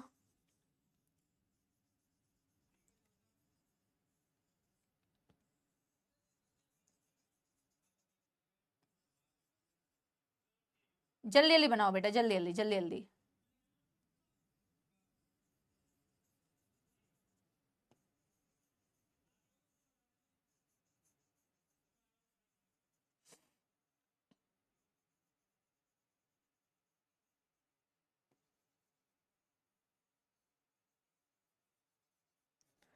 एक ऑप्शन पे और कर सकती थी अपना टाइम बचाने के लिए, बट अब बेटा टाइम जा चुका है।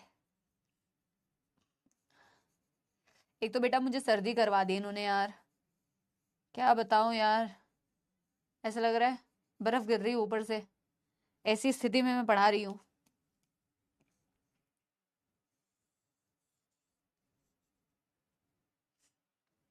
चलो लेबल करते हैं।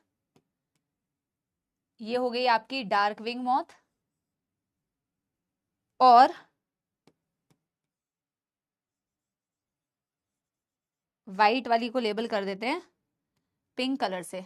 दिस इज योर, अरे भाई, this is your white wing moth.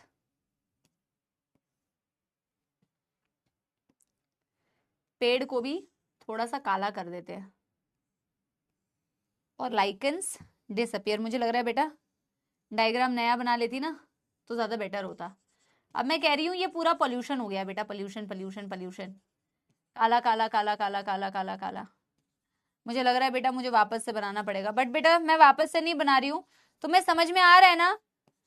अब मैं पूरी ड्राइंग नहीं कर रही बेटा, ठीक है ना, मैंने व्हाइट में ही ऐसे ऐसे कर दिया है, तुम्हें समझ तो आ रहा है ना कि पॉल्यूशन की वजह से ये बार्क बिल्कुल डार्क हो गया है।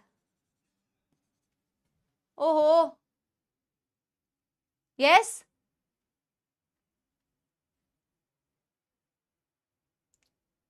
अरे तो वो तो मैं करूंगी यार, पता है क्या, टाइम सेव करने के चक्कर में टाइम वेस्ट और हो गया। लाइकेंस तो यहां डिसअपियर कर जाएंगी, यहां पे मैं ऐसे लिख सकती हूं, lichens disappear, lichens disappear and bark becomes dark, bark becomes dark due to pollution या pollutant। जो कहानी थी बेटा उसको एक बार ही लिख लेते हैं, न्यू वन मैं बाद में बनाऊंगी, अभी तुम नाटक मत करो, तुम पहले ये लिख लो, मैं न्यू वन अपने लिए वैसे भी बनाऊंगी क्योंकि मुझे खुद बेटा अच्छा नहीं लग रहा है ये देख के, ठीक है ना। पर पहले मैं लिख देती हूँ ताकि तुम एटलीस्ट बेटा मेरे साथ साथ लिखते रहो, टाइम वेस्ट ना करो। अब हुआ क्या आफ्टर इंडस्ट्रियलाइजेशन, बेटा फ्लो चार्ट में जरा लिखते हैं। इंडस्ट्रीज आने के बाद क्या हुआ बेटा, आफ्टर इंडस्ट्रियलाइजेशन क्या हुआ, अराउंड 1920s की हम बात करें, ईयर भी आपसे पूछ सकते हैं, अराउंड 1920s की अगर हम बात करें तो हम कहेंगे lichens disappeared, lichens disappeared, of course indicator of pollution, lichens disappeared, bark turned dark या darker pollution की वजह से। अब क्या हो रहा है बेटा, इस टाइम पे व्हाइट विंग्ड मॉथ इजीली प्रीडेटेड, क्योंकि अब वो कॉन्ट्रास्टिंग कलर दिख रहा है उसका, easily predated, white winged moth easily predated in dark background,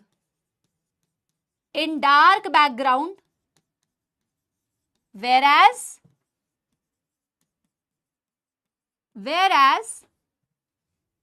dark winged moth survived।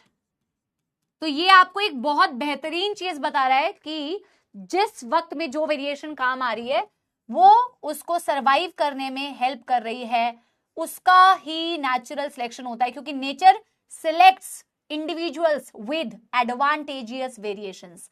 तो आफ्टर इंडस्ट्रियलाइजेशन बेटा क्या हुआ, डार्क विंग आपको ज्यादा दिख रही है, कभी भी ये नहीं बोलोगे कोई भी गायब हो गई, नहीं, कोई गायब नहीं होती। डार्क विंग ज्यादा, व्हाइट विंग कम। डार्क विंग ज्यादा, व्हाइट विंग कम। ठीक है पूनम बेटा, इतनी वो मेरे को आती नहीं है ना। अब मैं क्या करती हूँ, इसको तुम्हारे लिए वापस से बना देती हूँ। कितना ही टाइम लगेगा, उससे ज्यादा तो बेटा मैं खुद जल्दी जल्दी बना देती। वही तो मैं बोल रही हूँ, मुझे खुद बेटा अच्छा नहीं लग रहा है देख के, गंदा सा। मैंने ये बना दी बेटा डार्क बार्क। अब इसमें देखो मैं मॉथ्स कैसे बनाती हूँ फटाफट। 2-3 दिखाऊंगी येलो वाले। कम मेहनत लगती, ज्यादा वो काम चोरी करते हैं ना, जब कॉपी पेस्ट कर देते हैं। ये कम, ओ माय गॉड ये तो कुछ ज्यादा ही कॉन्ट्रास्टिंग दिख रही है। और यहाँ पे तो वैसे डार्क वाली भी ज्यादा कॉन्ट्रास्टिंग लग रही है, तो बार्क का कलर हम कर देते हैं बेटा ब्लैक।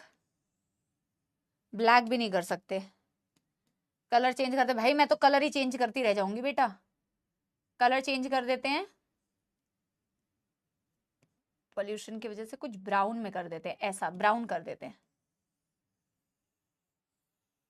ठीक है डन डन डन हो गया। तो बताओ बेटा, एनसीईआरटी की रीडिंग करेंगे भाई, कॉन्सेप्ट समझना जरूरी है।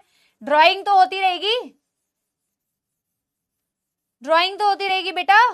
एक थम्स अप दे दो, फिर एनसीईआरटी में जहां इंडस्ट्रियल मेलानिज्म दिया हुआ है उसे फटाफट से खोलो बेटा, उसे फटाफट से खोलो। चलो डार्क,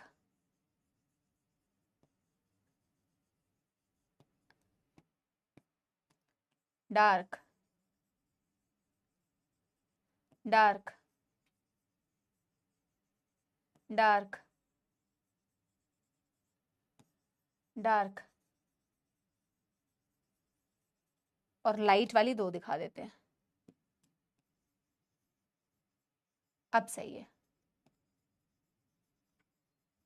ठीक है चलो। This is white wing, this is dark and this is lichens. Oh my God, चलो बेटा मैंने देखो कर दिया बेटा, मैंने कर दिया बेटा, कर दिया। आगे बढ़े।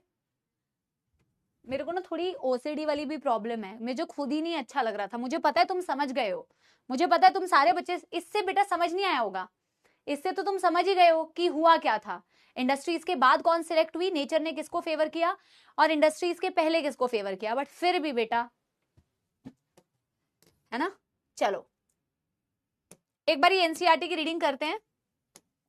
Very important for your subjective also, theory में भी लिखने के लिए आ सकता है बेटा, 5 नंबर का क्वेश्चन, ठीक है ना।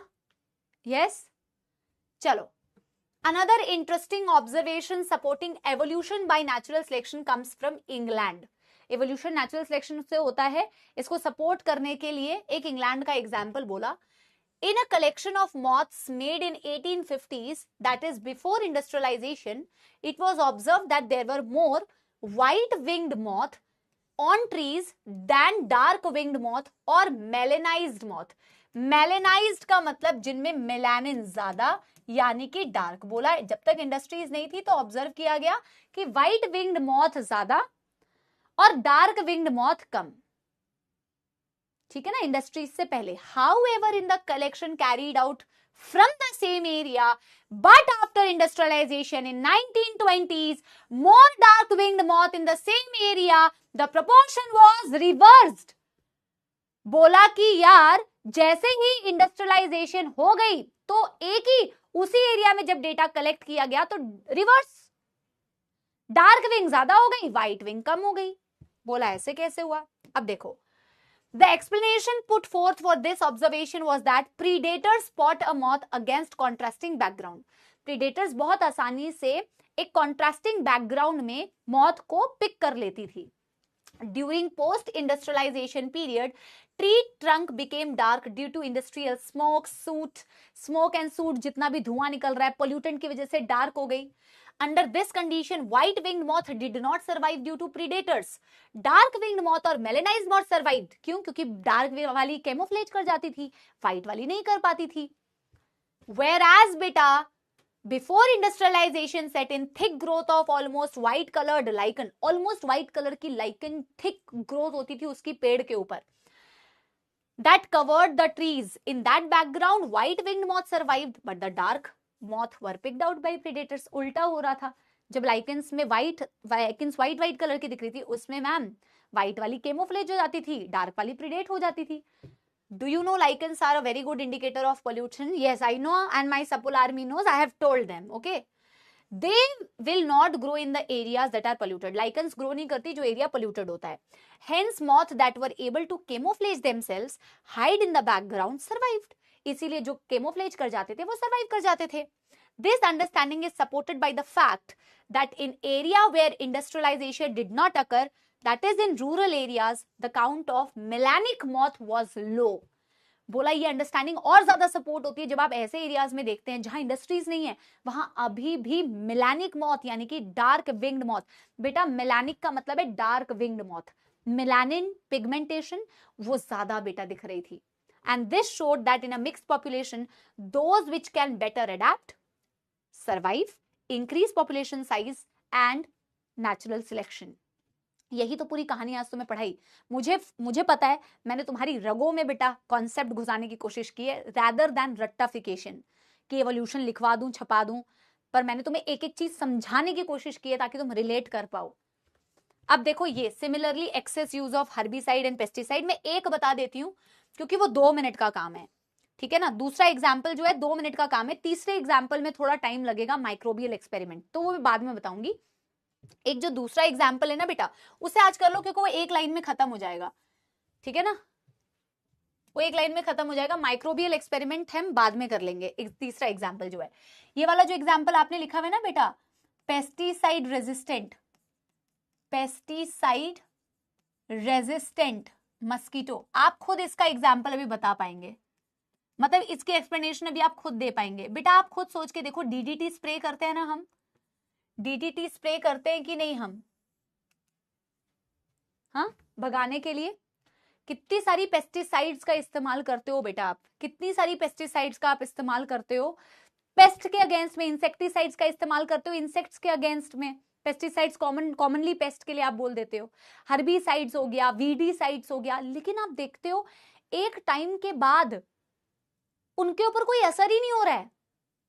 कुछ मच्छरों के ऊपर तुमने बेटा स्प्रे कर दिया, for example pesticide DDT spray कर दिया, एक टाइम के बाद तुम्हें नजर आता है कि वो डीडीटी काम ही नहीं कर रहा है। मच्छर का कॉइल जो लगाते थे पहले बेटा, कितने वेरिएशंस आती थी, मस्कीटो कॉइल आता था, पहले ग्रीन आता था, फिर रेड कलर का आता था, फिर बेटा एक ऐसे करके बिस्किट के शेप में आता था, ऑल आउट आ गया, गुड नाइट आ गया। एक टाइम के बाद कुछ भी असर करना बंद कर देता है। क्यों? क्योंकि ऐसे बंद कर देता है, देखो ऐसे बंद कर देता है। कैसे बंद कर देता है? ऐसे बंद कर देता है मेरे प्यारे सपोलो। देखो मैं कह रही हूं एक पॉपुलेशन है मेरे पास, अभी मैं ऐसे रैंडमली आपको ऐसे समझा रही हूँ, समझो ये मच्छर है, क्योंकि मैं मच्छर की बात कर रही हूँ।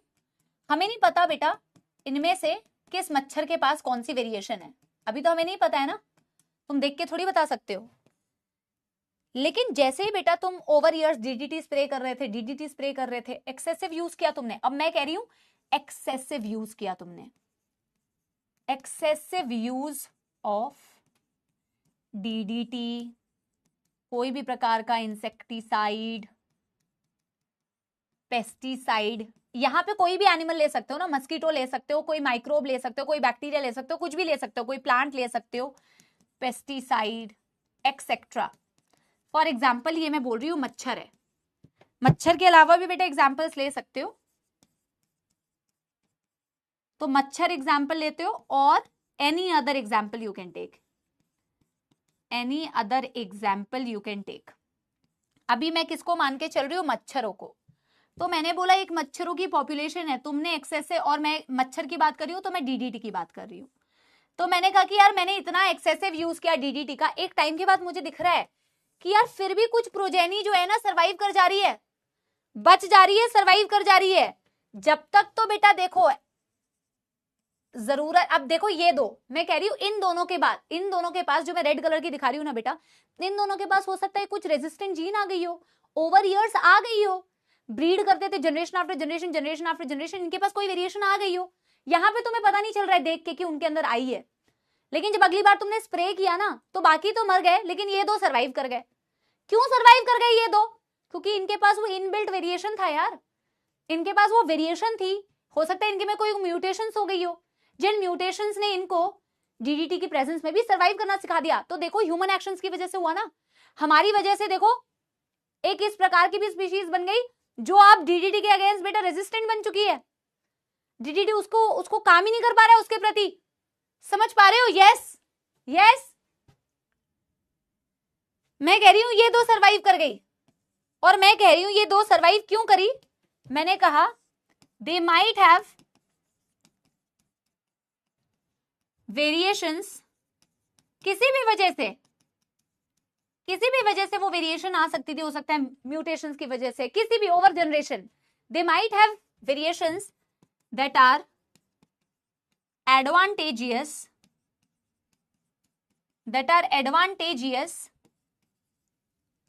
that enabled them to survive against DDT।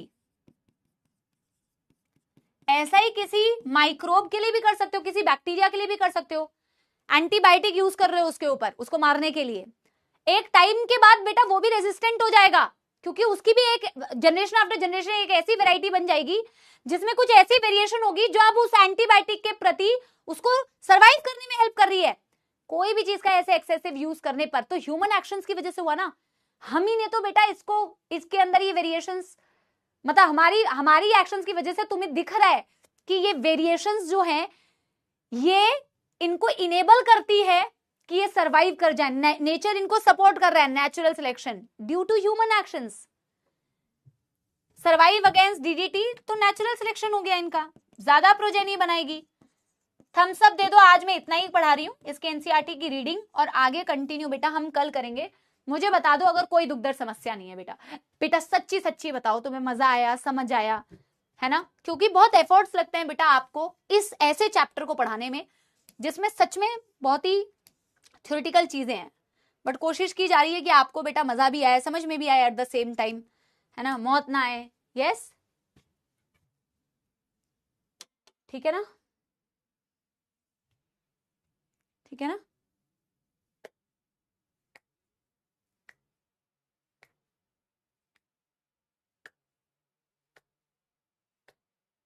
बहुत बहुत धन्यवाद बेटा, बहुत बहुत thank you. Do let me know in the comment section कैसा लगा लेक्चर। वैसे भी अब कुछ लेक्चर्स का ही सफर हमारा है, फिर बेटा हमारी तो tata bye bye for the time being, tata bye bye हो जाएगी, तो इसलिए मैं आपको तसल्ली से पढ़ा भी रही हूँ, ठीक है ना। फिर टाटा बाय बाय वाला टाइम आएगा, फिर रिवीजन वाला टाइम आएगा, फिर बेटा तुमसे सिलेक्शन में मिलने वाला टाइम आएगा, है ना। चलिए मैं आपको एक छोटा सा गाना सुना देती हूँ। ओके, आ गया है मनीष मनीष वेलकम। अरे मनीष मुझे बोलता है कभी जो बादल बरसे, आगे मुझे गाना नहीं आता है चलो मैं तुम्हें गाना सुनाती हूँ। आसमां के नीचे हम आज अपने पीछे, प्यार का जहां बसा के चले, कदम के निशान बना के चले। आसमां के नीचे हम आज अपने पीछे, प्यार का जहां बसा के चले, कदम के निशान बना के चले। तू कहे तो फूल जैसे आंचल के रंग। बस बहुत हो गया बेटा, क्या पूरा शो करूं, कॉन्सर्ट करूंगी मैं एक दिन, टिकट्स लेना खरीदना बेटा, सस्ती टिकट रखूंगी, ठीक है। चलो bye bye, thank you, love you all बच्चों, बाय।